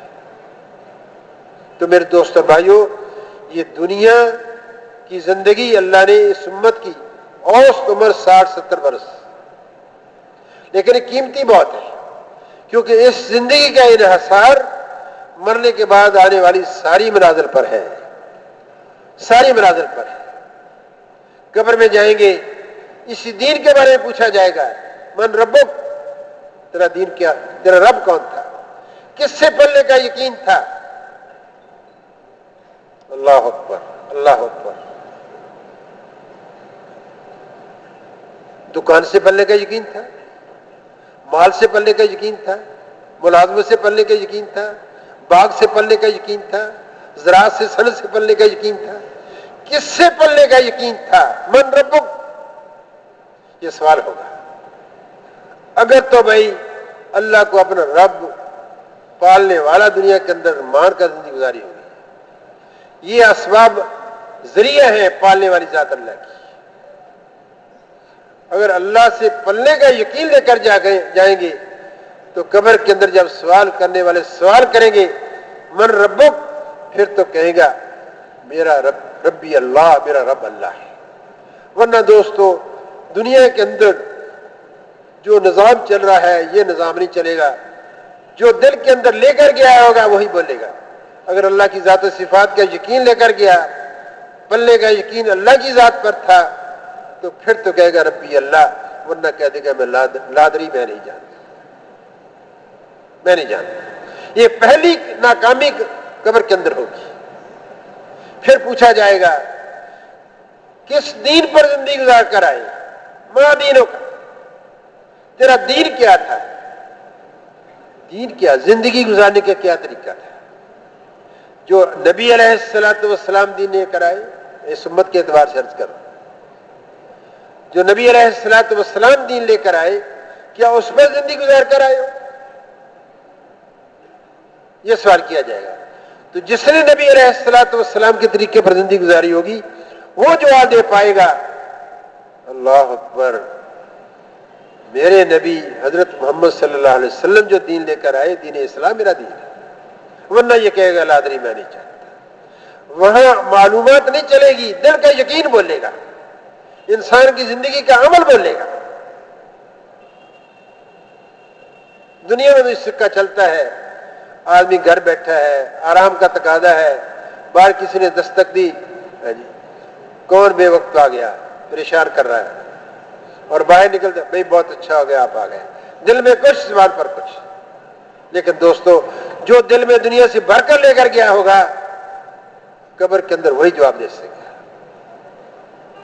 مولانا محمد عمر پالی بڑی رحمۃ اللہ علیہ فرمایا کرتے تھے کہ جو دنیا میں زندگی دین کے مطابق گزار کر جائیں گے وہ کہیں گے ہمارا دین اسلام ہے، جو نہیں گزار کر جائیں گے وہ کہیں گے۔ اور پھر نبی علیہ السلام کی شبیہ مبارک پیش کی جائے گی، اور کبھی کہا جائے گا تمہارے نبی کون تھے؟ جس نے حضور صلی اللہ علیہ وسلم کے طریقے پر زندگی گزاری ہوگی وہ کہے گا کہ ہمارے نبی حضرت محمد صلی اللہ علیہ وسلم ہے۔ جس نے نبی علیہ السلام کے طریقے کو اپنی زندگی گزارنے کا نصب العین نہیں بنایا ہوگا وہ کہہ دے گا لا ادری۔ اور ایک جگہ آتا ہے شبیہ پہ مبارک پیش، پہچانو اس شخص کو، حضور صلی اللہ علیہ وسلم کی شبیہ مبارک پیش کی جائے گی۔ تو جس نے دنیا میں آپ صلی اللہ علیہ وسلم والی زندگی گزاری ہوگی، کھانے کا نظام، پینے کا نظام، گھر داخل ہونے کا، باہر نکلنے کا، ازدواجی زندگی، تجارت، ملازمت، سفر، حضر، ہر عمل حضور صلی اللہ علیہ وسلم کے طریقے پر کیا ہوگا وہ کہے گا یہ حضرت محمد صلی اللہ علیہ وسلم نبی ہے۔ ورنہ دوستو اور بھائیو دنیا میں نبی کے طریقوں کو نہ پہچانا، مرنے کے بعد قبر میں نبی صلی اللہ علیہ وسلم کو پہچان نہیں سکے گی۔ اور قبر ایسی منزل ہے جانا ڈیفینیٹ ہے، جانا ہم سب نے۔ اللہ کا انکار کرنے والے ملتے ہیں لیکن موت کا انکار کرنے والا کوئی نہیں ملتا، قبر میں جائیں گے۔ تو دوستو بھائیو یہ سوالات ہم سب سے ہوں گے، اللہ ہم سب کی حفاظت فرمائے۔ اور دوستو بھائیو قیامت کے 5 سوال ہیں یا 4 سوال ہیں۔ زندگی کیسے گزار کر آئے، دین کے مطابق، دین کے خلاف، یہی معیار ہوگا۔ جوانی کیسے گزار کر آئے، جوانی کی صلاحیتیں، دین کے مطابق، دین کے خلاف۔ مال کیسے کمایا، دین کے اللہ کے احکامات کی رعایت کرتے ہوئے، نبی علیہ السلام کے طریقے کی رعایت کرتے ہوئے، ان کے طریقے پر مال کیسے کما کر آئے، اور پھر مال کو خرچ کیسے کیا، جو اللہ نے خرچ کرنے کا حکم فرمایا، جس ترتیب پر نبی علیہ السلام نے خرچ کیا۔ مال کے بارے میں یہ 2 سوال ہوں گے، خرچ کا الگ اور آمد کا الگ خرچ سوال ہوگا۔ پھر یہ پوچھا جائے گا اپنے دین پر کیا عمل کر کے آئے، یہ پوچھا جائے گا۔ روایت میں آتا ہے کوئی شخص اپنی جگہ سے ہل نہیں سکے گا جب تک ان سے یہ 4-5 سوال کرنے نہیں چاہیے. یہ سوال کس کی طرف سے ہوں گے؟ قیامت کے دن اللہ کے سامنے جواب دے رہا. وہ اللہ جس نے بے شمار نعمتوں سے نوازا، دیکھنے کی نعمت دی، سوچنے کی نعمت دی، سننے کی نعمت دی، ہاتھوں سے پکڑنے کی نعمت دی، پاؤں چلنے کی نعمت دی، بے شمار نعمت سے جس ذات نے نوازا ہے وہ ذات ہم سے سوال کرے گی. ہاں وہ لوگ مستثنا ہوں گے جن کو اللہ پاک اس قیامت کے دن اپنے عرش کا سایہ نصیب فرما دے. اس میں 7 قسم کے لوگ ہوں گے کہ جن کو قیامت کے دن اللہ اپنے عرش کا سایہ نصیب فرمائیں گے. جس کو اللہ کے عرش کا سایہ نصیب ہو گیا اللہ اکبر، اس کا کوئی حساب نہیں ہوگا. اس میں ایک ہوگا عادل بادشاہ، جس نے بادشاہت کی عدل کے ساتھ، انصاف کے ساتھ اللہ کے عرش کے سائے میں ہوگا. اور وہ نوجوان جس نے زندگی کے اندر اللہ کی عبادت ایسے کی ہو کہ اللہ کا کوئی حکم ٹوٹا نہ ہو، نبی علیہ الصلوۃ والسلام کے طریقے پر زندگی گزاری ہو، وہ نوجوان بھی اللہ کے عرش کے سائے میں ہوگا. اور ایک جگہ آتا ہے جس کو حسین و جمیل دوشیزہ اور حرام کاری کے لیے اپنی طرف متوجہ کرے، وہ یہ نوجوان کہہ دے مجھے اللہ کا ڈر مانے، اس کو اللہ پاک اپنے عرش کا نصیب سے. بھائی بادشاہ تو ایک ہی ہوگا پوری سلطنت کے اندر، لیکن ہر نوجوان، ہر شخص اللہ کی بندگی اور عبادت کر کے قیامت کے دن اللہ کے عرش کا سایہ حاصل کر سکتا ہے. وہ سب کوشش کریں گے اس کی، ہر انسان اس کو کر سکتا ہے. اور میرے دوستو، اپنے علم پر کیا عمل کر کے آئے، اس کا سوال ہوگا. جو علم تھا اس پہ کیا عمل کر کے آئے. ابو درداء رضی اللہ عنہ فرماتے ہیں، جلیل القدر صحابی ہیں، قیامت کے دن سب سے بڑا خوف مجھے اس بات کا ہے کہ اللہ پاک مجھ سے جب پوچھیں گے اے ابو درداء اپنے علم پر کیا عمل کر کے آئے، تو میں کیا جواب دوں. یہ ان احباب میں سے، ان حضرات میں سے ہیں جن سے اللہ دنیا کے اندر ہی راضی ہو گئے. تو بھائی ہم کس بات کی مولی ہیں؟ ہمارے تو پلے ہی کچھ نہیں. وہ اتنے اپنی آخرت کے بارے میں فکر مند تھے تو ہمیں کتنا ہونا چاہیے. تو دوست اور بھائیوں، قیامت کے دن یہ سوال ہوگا. میں یہ عرض کر رہا تھا قیامت کے دن حساب جو ہوگا وہ ایمان والوں کا ہوگا جو کسی نبی کی امت کے اندر آئی. قبر میں یہ سوالات ہوں گے ہر آدمی سے، ہر ایمان والے سے. اور حشر میں یہ 5 سوال ہوں گے. لیکن جنہوں نے دنیا کے اندر کسی نبی کی امت کے اندر آئے لا الہ الا کا اقرار ہی نہیں کیا، میرے دوست اور بھائیوں، ان کا کوئی حساب نہیں ہوگا. ان کو سب سے پہلے جہنم کے اندر ڈال دیا جائے. جہنم کے اندر ڈال دیا. جہنم کیا ہے؟ اللہ کا عذاب خانہ ہے. جہنم کے اوپر بچھا ہوا پل ہے صراط، اس پر سے گزرنا ہے. وہاں انسان جسمانی قوت کی بنیاد پر نہیں چل سکے گا، ایمانی قوت کی بنیاد پر چلے گا. بعضوں کی رفتار بڑی تیز ہوگی، بعضوں کی اس سے سست ہوگی، بعض گھسے کر چلیں گے، بعض اپنے معاصی کی بدولت وجہ سے، گناہوں کی وجہ سے جہنم کے اندر کٹ کٹ کر گریں گے. امام غزالی رحمۃ اللہ لکھتے ہیں کہ جہنم کے اندر 1000 سال آگ جلائی گئی، جہنم ساری کی ساری سفید ہو گئی. پھر 1000 سال اور آگ جلائی، جہنم سرخ ہو گئی. پھر 1000 اور آگ جلائی، ساری جہنم سیاہ ہو گئی. وہ جہنم کے اوپر بچھا ہوا پل ہے، اس کے اندر اللہ پاک اپنے نافرمانوں کو سزا دیں گے. کل ہمارے بھائی نے بیان میں فرمایا الدنیا سجن المومن و جنت الکافر. کافر کے لیے یہ دنیا جنت ہے اور مومن کے لیے، ایمان والے کے لیے یہ قید خانہ ہے. قید خانہ کس چیز کا ہے؟ ہم اللہ کے حکم کی پابندی کریں گے، نبی علیہ الصلوۃ والسلام کے طریقے کی پابندی کریں گے.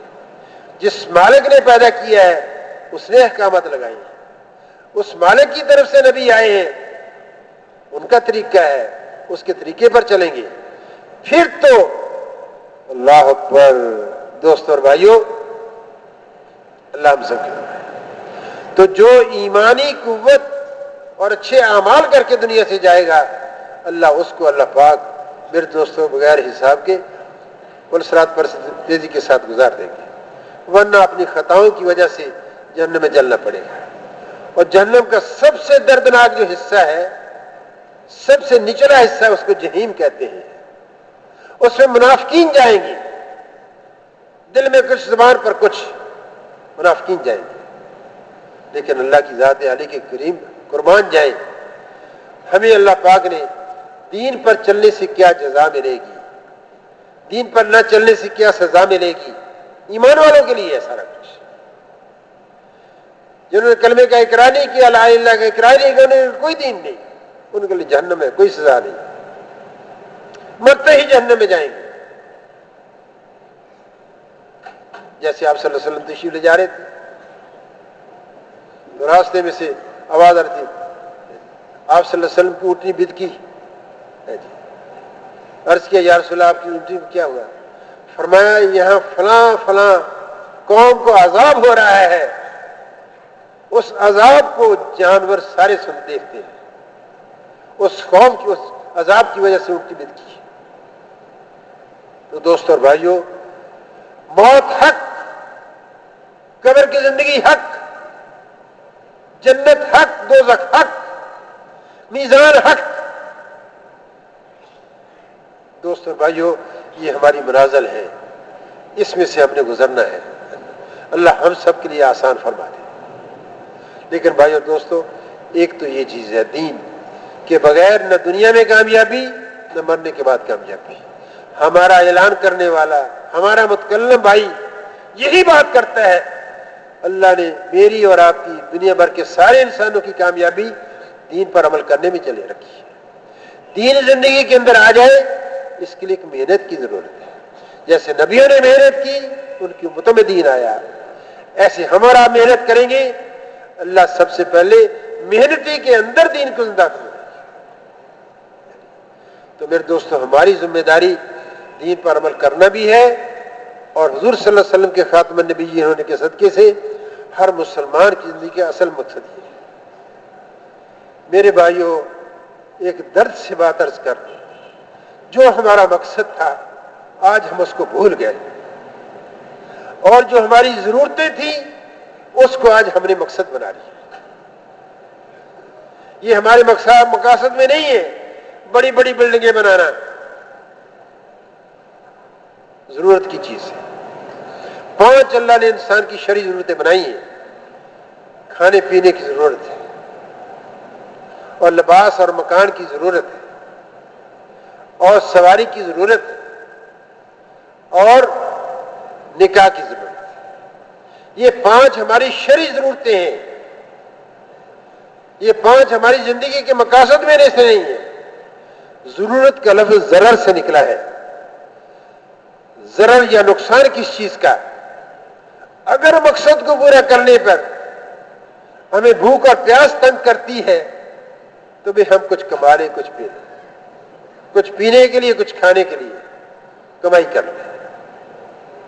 اور اگر گرمی سردی تنگ کرتی ہے تو بھی لباس پہن لیں، مکان بنا لیں.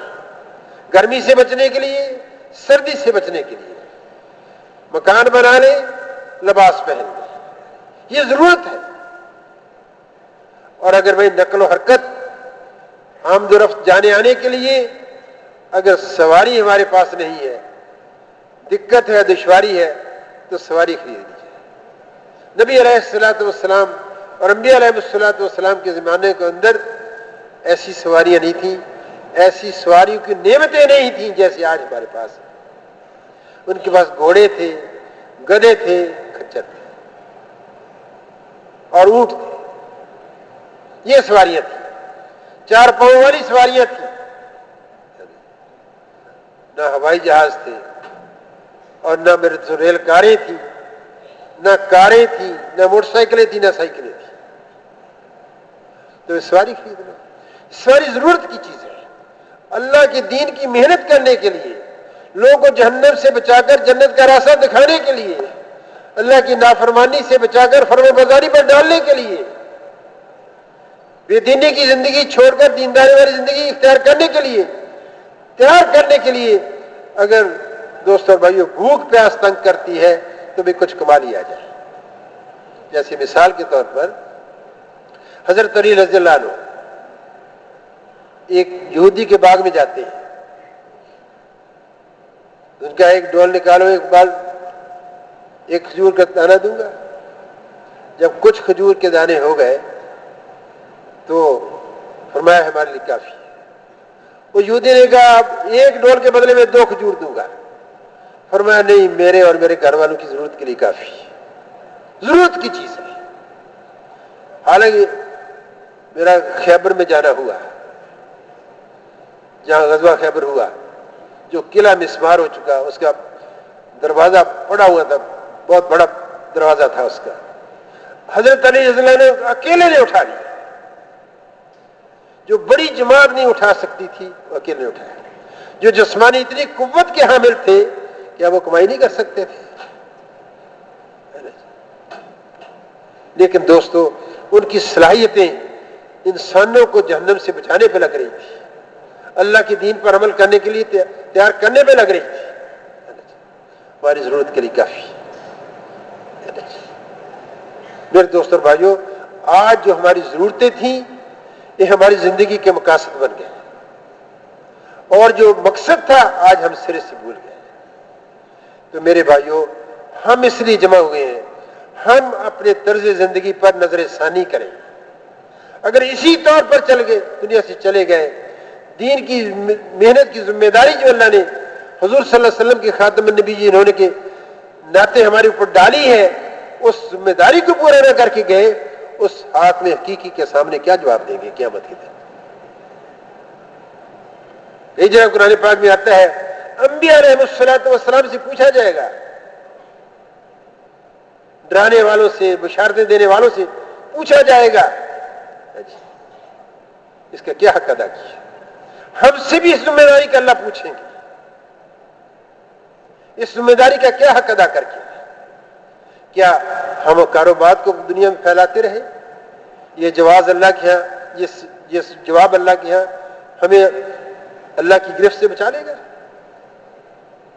بہت بڑی تعلیم کی ڈگریاں حاصل کرتے رہے، یہ جواب بچا لے گا؟ تعلیم کی ڈگری حاصل کرنی ہو، کسی ملازمت میں جانا ہو، یہ تو ذریعہ معاش ہے، یہ موت تک کی ضرورتیں پورے کرنے کی جگہ ہے، موت کے بعد ان سے کوئی تعلق نہیں ہوگا۔ خالی ہاتھ دنیا سے آئے ہیں، دنیا میں آئے ہیں اور خالی ہاتھ جائیں گے۔ دنیا سے جن چیزوں پر آج ہماری محنت لگ رہی ہے اور ہم جمع کرتے جا رہے ہیں، میرے دوستو اس میں سے کوئی بھی چیز ہمارے ساتھ نہیں۔ اللہ پاک فرماتے ہیں، ایک آیت ہے، لا یملکون من قطمیر، تم اس دنیا کے اندر قطمیر کے بھی مالک نہیں۔ علماء فرماتے ہیں قطمیر کھجور کی گٹھلی کے اوپر جو سفید جھلی ہوتی ہے اس کو کہتے ہیں۔ اس ساری کائنات کے کون مالک ہیں؟ ایک اللہ مالک ہے، اس کے بھی ہم مالک نہیں، بلکہ بدن سے میل بھی اتار لی جاتی ہے، دنیا کی میل بھی قبر میں ساتھ نہیں جاتی۔ بیری کے پتے ڈالو، پانی گرم کرو تاکہ میل نکل جائے، یا صابن لگاؤ اس کے اندر بنے، دنیا کی میل بھی دنیا قبر کے اندر انسان کے ساتھ نہیں جاتی۔ دنیا کی کوئی چیز انسان کے ساتھ نہیں جاتی سوائے ایمان اور اعمال کی۔ اچھا ایمان، اللہ کو راضی کرنے والا ایمان، جہنم سے بچانے والا ایمان، اور اللہ کی حکم پر ڈالنے والا ایمان، اللہ کی منع کی چیزوں سے بچانے والا ایمان، یہ مقصود ہے، یہی لے کر جائیں گے اور دنیا کی کوئی چیز ساتھ نہیں جائے گی۔ قارون بڑا مالدار تھا، وہ مال اس کے ساتھ نہیں گیا، مال سمیت اللہ نے زمین میں غرق کیا اور قیامت تک غرق ہی ہوتا چلا جائے گا۔ نمرود کی بادشاہت اس کی ساتھ نہیں گئی، ایک حقیر سی مخلوق سے اللہ نے اس کے قلع کما کیا، دوستوں بھائیو ہلاک کیا۔ دوستوں بھائیو کامیابی اللہ پاک نے دین کے اندر رکھی ہے، دنیا کی بھی اور آخرت کی بھی، اور ہمارے ذمہ دین پر عمل کرنا اور لوگوں کو دین پر چلانا۔ یہ محنت ہے، جس محنت کے نتیجے میں اللہ پاک لوگوں کو ہدایت فرمائے۔ دنیا اللہ نے دار الاسباب بنائی ہے، ہر چیز کا وجود اس کے سبب کے ساتھ جوڑا ہے۔ ایک اللہ کی قدرت ہے، ایک اللہ کی سنت ہے۔ اللہ کی قدرت ہر چیز پر غالب ہے، جیسے آدم علیہ السلام کو اللہ نے مٹی سے بنا دیا، بغیر ماں باپ کے بنا دیا۔ اما حوا کو اللہ پاک نے آدم علیہ السلام کے پہلو سے پیدا فرما دیا، مرد سے انسان کو پیدا کر دیا۔ حالانکہ دنیا کا کیا نظام ہے، مادہ جنم دیتی ہے اولاد کو، اللہ نے آدم علیہ السلام کے پہلو سے پیدا کیا۔ عیسیٰ علیہ السلام کو بغیر باپ کے پیدا کر دیا، اللہ کی قدرت ہے۔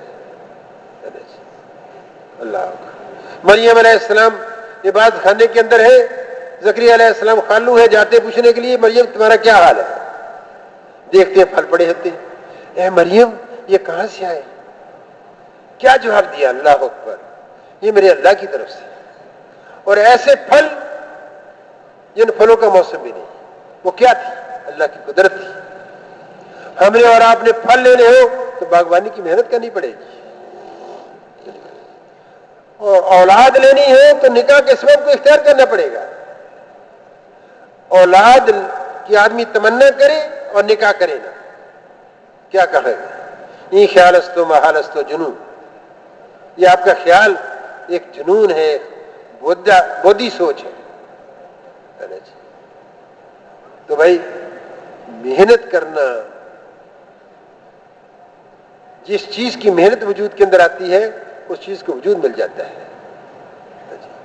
جب ہم اور آپ محنت کریں گے، نبی علیہ الصلوۃ والسلام والی مبارک محنت کریں گے، اللہ کے راستے میں نکلیں گے، تو دوستوں اور بھائیوں سب سے پہلے اللہ پاک محنتی کو ہدایت عطا فرماتے ہیں۔ سب سے پہلے اناج کھیت میں کام کرنے والے کے گھر میں آتا ہے، سب سے پہلے پھل باغبان کے گھر کے اندر آتا ہے، سب سے پہلے مصنوعات صنعت کار کے گھر میں آتی ہیں، سب سے پہلے مال تجارت کرنے والے کے گھر کے اندر آتا ہے۔ اگر حضور صلی اللہ علیہ وسلم والی مبارک دین کی محنت کریں گے، اللہ سب سے پہلے دین کی راہیں ہمارے لیے آسان کریں گی۔ تو بھئی اس محنت کے لیے اللہ پاک نے ہمیں اور آپ کو قبول کیا، اور اس محنت پر کرنے پر، دین پر چلنے پر اللہ پاک نے دین پر چلنے والوں کے لیے ایسی نعمتیں عطا فرما رکھی ہیں جس کا دنیا میں تصور نہیں کیا جا سکتا، اور دین نہ چلنے والوں کے لیے اللہ نے سزائیں رکھی ہیں۔ دین دنیا اور آخرت کی کامیابی کا ضامن ہے۔ دین پر چلیں گے، اللہ پاک کے ہاں سے انعامات کی بارش ہوگی، قبر جنت کا باغ بنے گی، میدان محشر میں ذلت اور رسوائی سے بچیں گے، پل صراط پر سے اللہ عافیت کے ساتھ گزاریں گے، اور اللہ پاک بغیر حساب کے جنت میں داخل کریں گے۔ دین پر چلیں گے، اللہ دنیا میں فائدہ دیں گے، مرنے کے بعد بھی فائدہ دیں گے۔ دین پر نہیں چلیں گے، دنیا میں مصیبت، انتشار اور فساد، خرفشار، چھینا چھپتی، نا اتفاقی، بے برکتی، دین پر نہ چلنے کی وجہ سے۔ اور دوستو بھائیو، اور مرنے کے بعد یہ مصیبت ہی مصیبت ہے۔ حضرت عمر رضی اللہ عنہ دمشق تشریف لے گئے، وہاں دیکھا کہ ایک راہب ہے، عیسائی راہب، اور اللہ اکبر مجاہدے کر کے اتنا پیٹ دھس گیا اندر کہ ہڈیاں پسلیاں نظر آ رہی تھی، دیکھتے ہی کہا یہ اصلا نارن حامیہ، دنیا میں مصیبت، مرنے کے بعد بھی مصیبت۔ تو میرے دوستوں اور بھائیوں، اللہ نے ہمیں ایک محنت دی ہے، نبی علیہ الصلوۃ والسلام والی محنت دی ہے۔ اس محنت کو کرنا میری دوستوں ہماری اصل ذمہ داری ہے۔ یہ تبلیغی جماعت نے نہیں لگائی، کراچی مدنی مسجد والے، مکی مسجد والوں نے نہیں لگائی، یہ اللہ نے ذمہ داری لگائی۔ ہر مسلمان کی زندگی کا اصل مقصد اللہ کے دین پر چلنا، اللہ کے دین پر لوگوں کو چلنے کے لیے تیار کرنا۔ نبی کوئی نہیں آئے گا، امت مسلمہ کا ہر فرد اس محنت کے کرنے کا ذمہ دار ہے۔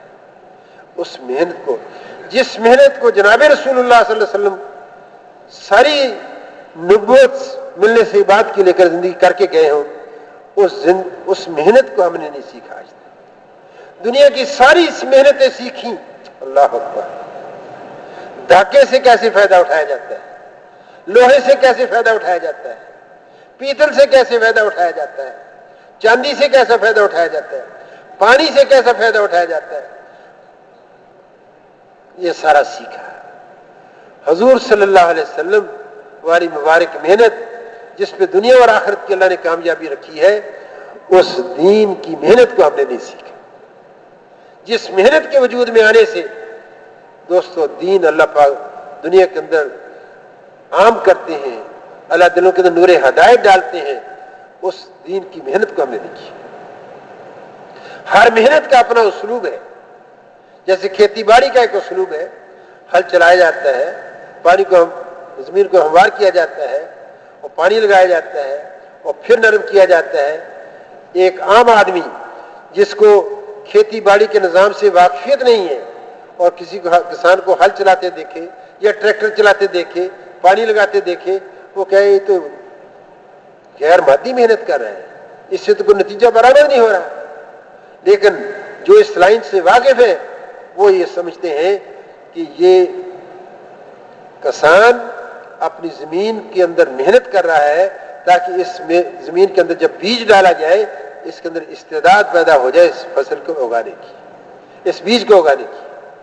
مولانا یوسف رحمۃ اللہ علیہ فرمایا کرتے تھے کہ انبیاء علیہ الصلوۃ والسلام دنیا کے اندر آ کر انسانوں کے دلوں پر اللہ کی عظمت و بڑائی کا حل چلایا کرتے تھے۔ اللہ اتنے بڑے، اللہ بڑے، اللہ اتنی قدرت والے ہیں،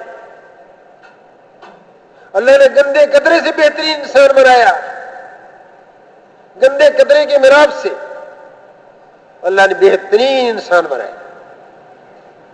اللہ کی نعمتوں کو بیان کرتے تھے، اللہ کی قدرتوں کو، اللہ کی صفات کو بیان کرتے تھے، جس سے سنتے سنتے پھر انبیاء علیہ الصلوۃ والسلام اچھے عمل کے اوپر کیا جزا ملے گی، غلط عمل کی کیا سزا ہے، ایمان کے بول بولنا، اللہ بڑے ہیں۔ حاجی صاحب رحمۃ اللہ علیہ فرمانے لگے، میں نے ایک نوجوان سے پوچھا تمہارا بھائی بڑا ہے یا تم بڑے ہو؟ اس نوجوان نے کہا اللہ اکبر، بڑائی تو اللہ کی ذات کی ہے، بڑے تو اللہ ہے، میں اپنے بھائی سے چھوٹا ہوں۔ اپنے بھائی کے بارے میں بھی نہیں کہا کہ میرا بھائی بڑا ہے مجھ سے، نہیں، بڑی اللہ کی ذات ہے میرے دوست، بڑی اللہ کی ذات ہے جس کے ہاتھ میں ہماری زندگی ہے اسی کے ہاتھ میں ہماری موت ہے، جس کی طرف سے ہم آئے ہیں جس کی طرف لوٹ کر جانے والے ہیں۔ تو دوستو بھائیو، اس ذات کا تذکرہ کرنا، اس کی طرف بلانا، جی گشتیں کر کے بلانا، دعوت دینا، جی اللہ کو پہچانو، اللہ کی مانو، اللہ کو پہچانو، اللہ کی مانو۔ ہر آدمی کر سکتا نہیں، کر سکتا، لیکن کس انداز سے کرنا ہے، کس حکمت کے ساتھ کرنا ہے، کس اسلوب کے ساتھ کرنا ہے، کن آداب کی رعایت کرنی ہے، یہ اللہ کے راستے میں نکلا۔ بہت سارے کام ہم نے سیکھے، تجارت کرنی ہم نے سیکھی، انجینئرنگ کرنی ہم نے سیکھی، طب کے شعبے کو کیسے چلایا جاتا ہے، ایڈوکیسی کے شعبے کو کیسے چلایا جاتا ہے، کھیتی باڑی کے شعبے کو کیسے چلایا جاتا ہے، اللہ اکبر، آج کل کیا چل رہا ہے، آئی ٹی کے شعبے کو کیسے چلایا جاتا ہے، سب کچھ سیکھا دوست اور بھائیوں، سب کچھ سیکھا ہم نے۔ حضور صلی اللہ علیہ وسلم والا کام نہ سیکھا تو کیا سیکھا؟ اس لیے جس مقصد کے لیے ہمیں اور آپ کو اللہ نے حضور صلی اللہ علیہ وسلم کے اندر امت کے اندر پیدا فرما کر جو ذمہ داری ہمیں عطا فرمائی ہے، دین پر چلنا، دین پر چلنے کے لیے لوگوں کو تیار کرنا، دین پر چلنا، دین پر چلنے کے لیے تیار کرنا، اس محنت کو ہم نے نہیں سیکھا۔ اس محنت کو سیکھنے کے لیے کہا جاتا ہے کہ اللہ کے راستے میں 4 مہینے کے لیے نکلو، ایمان کے بول بول لو، آخرت کے تذکرے کرو، نبیوں کے تذکرے بیان کرو، ان کی قوموں کے تذکروں کو بیان کرو، جنت کی نعمتوں کو تذکرہ کرو، اور جہنم کی ہولناکیوں کو بیان کرو، قبر کے حال کو بیان کرو، قبر کے عذاب کو بیان کرو، اور قبر کے اندر اچھا حال ہے اس کو بھی بیان کرو، غائب کے تذکرے کرو۔ اللہ غائب، جتنا ہم اس کا تذکرہ کریں گے پھر دوست اور بھائیوں سیکھ کر جب اس محنت کو کریں گے، اللہ اکبر، اس محنت کے کرنے والوں کے ساتھ ہمارا حشر ہوگا، اس محنت کے کرنے والوں کے ساتھ ہمارا حشر ہوگا۔ تو بھائی اللہ نے ایک نعمت دی ہے، اسے ہم فائدہ اٹھائیں۔ ہدایت تو اللہ اس کو دیں گے جس کے مقدر میں اللہ نے ہدایت دی، ہمارے ذمہ صرف محنت کرنا ہے۔ یہ محنت نبیوں کے ذمہ تھی، حضور صلی اللہ علیہ وسلم کے ذمہ تھی، اس محنت کو صحابہ نے کیا، ہدایت اللہ نے جس کے مقدر میں تھی اللہ نے انہیں ہدایت دی۔ ایسے نبی آئیں گے جن کا کوئی بھی امتی نہیں ہوگا، یا ایک دو نبی ہوں گے امتی ہوں گے لیکن کامیاب گئے۔ ہم محنت کریں گے صحیح اسلوب صحیح طریقے کے ساتھ، لیکن بھائی جیسے شادی کرتے ہیں، جس کو چاہتے ہیں اللہ بیٹے دیتے ہیں، جس کو چاہتے ہیں اللہ بیٹیاں دیتے ہیں، جس کو چاہتے ہیں اللہ دونوں دیتے ہیں، ساری ازدواجی زندگی گزر جاتی ہے، اولاد ہی نہیں ملتی، تو دینے والے کون ہیں؟ اللہ۔ آپ صلی اللہ علیہ وسلم سے اللہ نے فرمایا جس کے منہ ہے، ہدایت اس کو نہیں ملے گی جس کو آپ چاہیں گے، ہدایت اس کو ملے گی ہم جس کو چاہیں گے۔ اس لیے بھائی ہم محنت کریں گے اور اللہ پاک سے اجر پائیں گے۔ دنیا سے کیا لے کر جائیں گے؟ ایمان اور دینی زندگی، اچھے اعمال۔ دنیا میں جائے گا ایمان ہمارے ساتھ جائے گا، اچھے اعمال ہمارے ساتھ جائیں گے۔ دوست اور بھائیوں یہ ہمارا سرمایہ آخرت ہے، دنیا سے ہم کوئی مادی چیز ساتھ نہیں لے کر جائیں گے۔ جیسے میں نے کہا کہ میل بھی اتار لی جاتی ہے، وہی ایسے بھی واقعات ہیں۔ باپ کی لاش گھر میں پڑی ہے اور نہلانے کا وقت آتا ہے، سین میں نہلاؤ تو ان کو گیراج میں جا کر نہلاؤ، جلدی جلدی اٹھاؤ اس کو۔ تو دوست اور بھائیوں اس محنت کو ہم کریں، 4 مہینے لگا کر اس کو محنت کو سیکھنا ہے، اور پھر مقام پر آ کر اس محنت کو کرنا ہے۔ اس محنت کے کرنے والوں کو اللہ کیا عطا فرمائیں گے؟ اس محنت کے کرنے والوں کو اللہ کیا فرمائیں گے؟ یہ کہا جاتا ہے کہ بھی ہفتے میں ایک گشت کرو مقامی اور دوسرے گشت کے لیے جاؤ۔ غور سے سننے کی بات ہے دوستو، گشت کس چیز کا نام ہے؟ مسجد میں جمع ہوئے اپنے بھائیوں کے پاس جائیں گے، کس جذبے کے ساتھ جائیں گے؟ یا اللہ تو مجھے بھی دین پر چلنے کی توفیق عطا فرما، جن کے پاس جانا ہے ان کے دلوں کو بھی نرم فرما، ان کو بھی دین پر چلنے والا بنا، اے اللہ ان کو بھی جنت میں جانے والا بنا، اے اللہ تو ہمیں بھی جنت میں جانے والا بنا۔ اس خیر خواہی کے جذبے کے ساتھ جب جائیں گے، دعا کر کے جائیں گے، تو بھی دوستو بھائیو جو حضور صلی اللہ علیہ وسلم مکہ کے اندر اس جذبے کے ساتھ گھر گھر جا کر دعوت دیتے تھے، اس کی نسبت ملے گی یا نہیں ملے گی؟ جس فکر سوچ کو لے کر نوح علیہ السلام روز اپنی بستی کے اندر پھرتے تھے، اس کی نسبت ملے گی یا نہیں ملے گی؟ دعا کر کے جائیں گے۔ کیا کہتے ہیں؟ وہ نظریں جھکا کر چلو، اتنا نظر اٹھاؤ جس سے راستہ نظر آئے، جس سے راستہ نظر آئے۔ اللہ اکبر، کیا اللہ کی طرف سے حکم ہے؟ وہ نظریں جھکا کر چلو، اتنا چلو دیکھو اوپر جس سے راستہ نظر آئے۔ قرآن کی آیت پہ عمل ہوگا ہی نہیں ہوگا۔ اور پھر موسیٰ علیہ السلام، ہارون علیہ السلام کو اللہ نے فرمایا اے جاؤ ذرا، فرعون کی طرف بڑا سرکش ہو گیا ہے، جاؤ بلاؤ۔ کیا اللہ نے فرمایا؟ میں تمہارے ساتھ ہوں اور میں سنتا بھی ہوں دیکھتا بھی ہوں، میں سنتا بھی ہوں دیکھتا ہوں۔ جب ہم اس فکر کے ساتھ جائیں گے اللہ گشت میں جا رہے ہیں، اللہ ہمارے ساتھ ہے، اللہ ہمیں دیکھ رہے ہیں، اللہ ہمارے ساتھ ہے، اللہ متکلم کی بات کو سن رہے ہیں، اللہ متکلم کی بات سن رہے ہیں۔ کبھی اس پہ عمل ہوگا یا نہیں ہوگا؟ ہے نا جی. اور متکلم کو بلا کر کیا کہیں گے کہ بھائی میری اور آپ کی دنیا بھر کے سارے انسانوں کی کامیابی دین پر عمل کرنے میں ہے, دین زندگی کے اندر آئے. کیوں بھائی کریں گے نہیں؟ اجر ملے گا یا نہیں ملے گا؟ یہ آدھا گھنٹہ ہمارا کس میں شمار ہوگا؟ اللہ کے راستے میں شمار ہوگا. اس فکر سے گشت کی نکل سے نکلے تو اللہ پاک واپسی پہ کیا کہتے ہیں؟ استغفار کرو. گناہ کیا کوئی نہیں. اس عمل کے اندر نبیوں کے بدن سے نکلا ہوا عمل ہے. سارے نبیوں کا مشترک عمل لوگوں کے پاس چل کر جانا ہے. سارے نبیوں کی نسبت سردار الانبیاء حضرت محمد صلی اللہ علیہ وسلم کی نسبت, سارے صحابہ کی نسبت کا اجر اللہ میں عطا فرمائے گی. تو بھائی اجر ملے گا یا نہیں ملے گا؟ اور جب قیامت کے دن ہم سے پوچھا جائے گا زندگی کہاں گزار کر آئے, ایک گشت کا وقت اس میں آئے گا یا نہیں آئے گا؟ پھر ایک گھڑی صبح یا شام اللہ کے راستے میں لگا دینا دنیا مافیا کے اندر جو کچھ ہے سے زیادہ قیمتی ہے. اور ایک صبح یا شام اللہ کے راستے میں لگا دینا دنیا مافیا سے بہتر ہے. اور ایک گھڑی اللہ کے راستے میں لگا دینا 60-70 سال کی بے رعایت ہے وہ سے زیادہ افضل ہے. تو بھی اگر ہم ایک گھڑی اللہ کے راستے میں نہیں لگاتے جو آدھا گھنٹے کی یا 24 منٹ کی ہوتی ہے, یا 2 گھڑیاں نہیں لگاتے, روزانہ 2.5 گھنٹے نہیں لگاتے, یا 5 گھڑیاں نہیں لگاتے, تو بھی ہمارا نقصان ہے یا کسی اور کا؟ اگر 2.5 گھنٹے گھر گھر جا کر دعوت دیں گے, فرد فرد کی دعوت دیں گے, بھائی 5 کو آپ 60 سے ضرب دے لیں, 300 سال کی عبادت کا اجر کہاں ملے گا؟ آخرت میں ملے گا. اللہ آخرت میں, یہی آخرت کی تیاری. تو دوست اور بھائی ایک قصہ بات کر کے بات ختم کرتا ہوں. ہم بہت دور نکل گئے. ہمارے سامنے صحابہ کی زندگی, نبی علیہ الصلوۃ والسلام کی زندگی. حضرت عمیر رضی اللہ عنہ کو حضور صلی اللہ علیہ وسلم نے ہمس کا گورنر مقرر ہوا ہے. 1 سال گزر گیا, عمیر رضی اللہ عنہ واپس نہیں آئے. عمر رضی اللہ عنہ گئے, جا کے پوچھا اپنی پبلک سے, ہمس کی پبلک سے, آپ کے امیر یا آپ کے گورنر کیسے ہیں؟ لوگوں نے ایک شکایت کی, پھر دوسری شکایت کی, اور موقع پر پھر تیسری, 4 شکایتیں کی.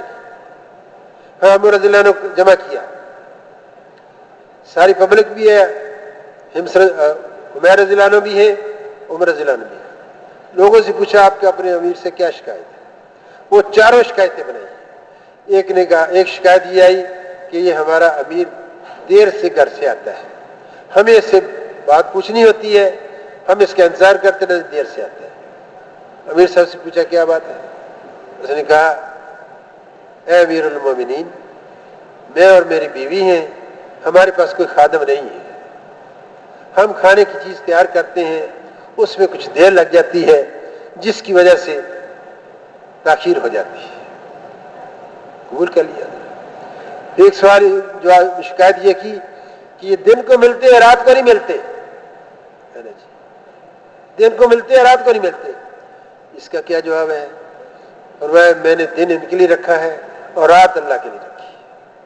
رات کو اللہ کے سامنے جو دن کو کیا ہوتا ہے وہ بھی اور دعائیں بھی سارا, اس لیے میں رات کو ان کی بات نہیں سنتا. پھر انہوں نے کہا کہ مہینے میں ایک چھٹی کرتے ہیں, چھٹی کرتے ہیں. اس کا کیا جواب ہے؟ فرمایا میرے پاس ایک ہی جوڑا ہے اور بہت موٹے کپڑے کا ہے, میں اس مہینے میں ایک دفعہ اس کو دھوتا ہوں, اور جب دھوتا ہوں تو وہ خشک کرتا ہوں, سخت ہو جاتا ہے, پھر رگڑ اس کو نرم کرتا ہوں, اور پھر پہننے کے قابل بناتا ہوں, پہننے کے قابل بناتا ہوں. اس لیے مجھے 1 دن مہینے میں لگتا ہے. میرے بھائی اور دوستوں, اور چوتھا سوال جو انہوں نے کیا, ان کو بیٹھے بیٹھے غشی پڑ جاتی ہے. اس کا انہوں نے جو جواب دیا وہ یہ تھا کہ وہ زمانہ مجھے یاد ہے جب ایک صحابی رضی اللہ عنہ کو مکہ مکرمہ کے اندر زخمی کیا جاتا تھا, ان کو سزا دی جاتی تھی, اس مسلمان کیوں ہو گئے, میں اس کی کوئی مدد نہیں کر سکتا. جب منظر سامنے آتا تو مجھے غشی پڑ جاتی, حالانکہ اس وقت مسلمان بھی نہیں تھے. تو میرے دوستوں, پہلی 3 باتیں ہم دیکھیں کہ ہمارے پاس کتنے جوڑے ہیں آج پہننے کے لیے. وہ گورنر صاحب ایک جوڑا ہے, اور شادی بیاہ پر کتنے جوڑے وہ استعمال کرتے ہیں. وہ سال میں کتنے جوڑے استعمال کرتے ہیں؟ ایک جوڑے میں گزارا ہو رہا ہے. اور کھانا خود تیار کرتے ہیں. ہمارے گھروں میں کتنے ملازم ہیں؟ کپڑے دھونے کے لیے الگ، صفائی کے لیے الگ، کھانا بنانے کے لیے الگ، اور گاڑی رکھی ڈرائیور الگ. اتنی سہولتوں کے باوجود بھی ہمیں اللہ کے دین کا کام نہ کریں تو دوست اور بھائیوں، اس مال کے حقیقی کے سامنے ہم کیا جواب دیں گے؟ اس لیے جو مقامی کام 5 اعمال ہیں یہ اساس ہے. ہم روز اپنی جنت بنائیں. مشورے میں بیٹھے آدھا گھنٹہ لگے گا، تعلیم کریں گے آدھا گھنٹہ لگے گا، مسجد میں آدھا گھنٹہ کر کے اندر روزانہ 2.5 گھنٹے لگائیں گے. ایک ایک کو جنت میں لے جانے کی فکر کریں گے. اللہ کی نافرمانی سے بے فکر رہے. کل قیامت کے دن اللہ کے نبی صلی اللہ علیہ وسلم اور صحابہ کے ساتھ حشر ہوگا. تو کون چاہتا ہے کہ میرا حشر حضور صلی اللہ علیہ وسلم اور صحابہ کے ساتھ ہو جائے؟ کون ارادہ کرتا ہے آج کے بعد 5 اعمال ہم نہیں چھوڑیں گے؟ اللہ مٹا ہوا دین زندہ کریں گے اگر ہم اپنے ان 5 اعمال کو اللہ کے ہاں سے کیا ملنے والا ہے؟ تکبیر اولیٰ کا جو اہتمام کرتا ہے اس کو کیا پروانی ملتی ہے؟ 40 دن جو تکبیر اولیٰ کا اہتمام کرتا ہے اس کو 2 پروانے ملتے ہیں. ایک جہنم سے چھٹکارے کا اور دوسرا نفاق سے بری ہونے کا. نفاق منافقین جہنم کے سب سے دردناک حصے میں جائیں گے. 40 دن تکبیر اولیٰ کے ساتھ اہتمام کرنے والے کو اللہ نفاق سے بری کرتے ہیں، جہنم سے نجات دیتے ہیں اور جنت اللہ پاک سے عطا فرماتے ہیں. اگر پورے دین کی فکر کریں گے تو اللہ پاک پوری دنیا کے اندر دین زندہ ہو جائے، تکبیر اللہ زندہ ہو جائے، اللہ کے احکامات زندہ ہو جائے، حضور کی زندگی پوری دنیا کے اندر زندہ ہو جائے. جب اس کی فکر کریں گے اس مالک کے ہاں اللہ پاک ہمیں کیا دے گا؟ بھائی تیار ہے سارے اس کے؟ ہم نے خود بھی دین کے سارے اعمال پر عمل کرنا ہے، 5 اعمال پر کرنا ہے. سارے بھائیوں کو ان اعمال کا کرنے والا کرنا ہے. اور مہینے کے 3 دن تاریخ کے تعین کے ساتھ ہمارے لگیں. اللہ پاک میرے دوست اور بھائیوں ہم سب کو توفیق عطا فرمائے. اپنے ساتھیوں کو تیار کیا جائے. جو وقت لے کر آئے ہیں، تھوڑا وقت لے کر آئے ہیں، ان کے چلے 4 مہینے کے لیے دیا کریں. ہر گشت حاجی صاحب فرماتے تھے ایک گشت کے اندر جو نکل کر دعا کی جاتی ہے وہ اللہ کے عرش کو ہلا دیتی ہے. عرش اللہ، گشت اللہ کی طرف کی گشت اتنا قیمتی ہے. بھائی سارے کریں گے؟ کوئی بھائی عزم کیے بغیر، ارادہ کیے بغیر نہ یہاں سے جائے اور اللہ سے مانگے اللہ جتنا مجمع آیا ہے عزم کر کے جائے، اللہ کے راستے میں نکلے. اللہ ہم سب کو عمل کی توفیق دے. تو کوشش کریں گے سارے دوست. مغرب کے بعد جب بیان ہو، عصر کے بعد بیان ہو، اس میں ایک تو یہ ارادہ کر لیں، کھڑے ہو کر سارے اظہار کریں کہ ہم انشاءاللہ 5 اعمال کو خود بھی کریں گے، اوروں کو بھی کریں گے.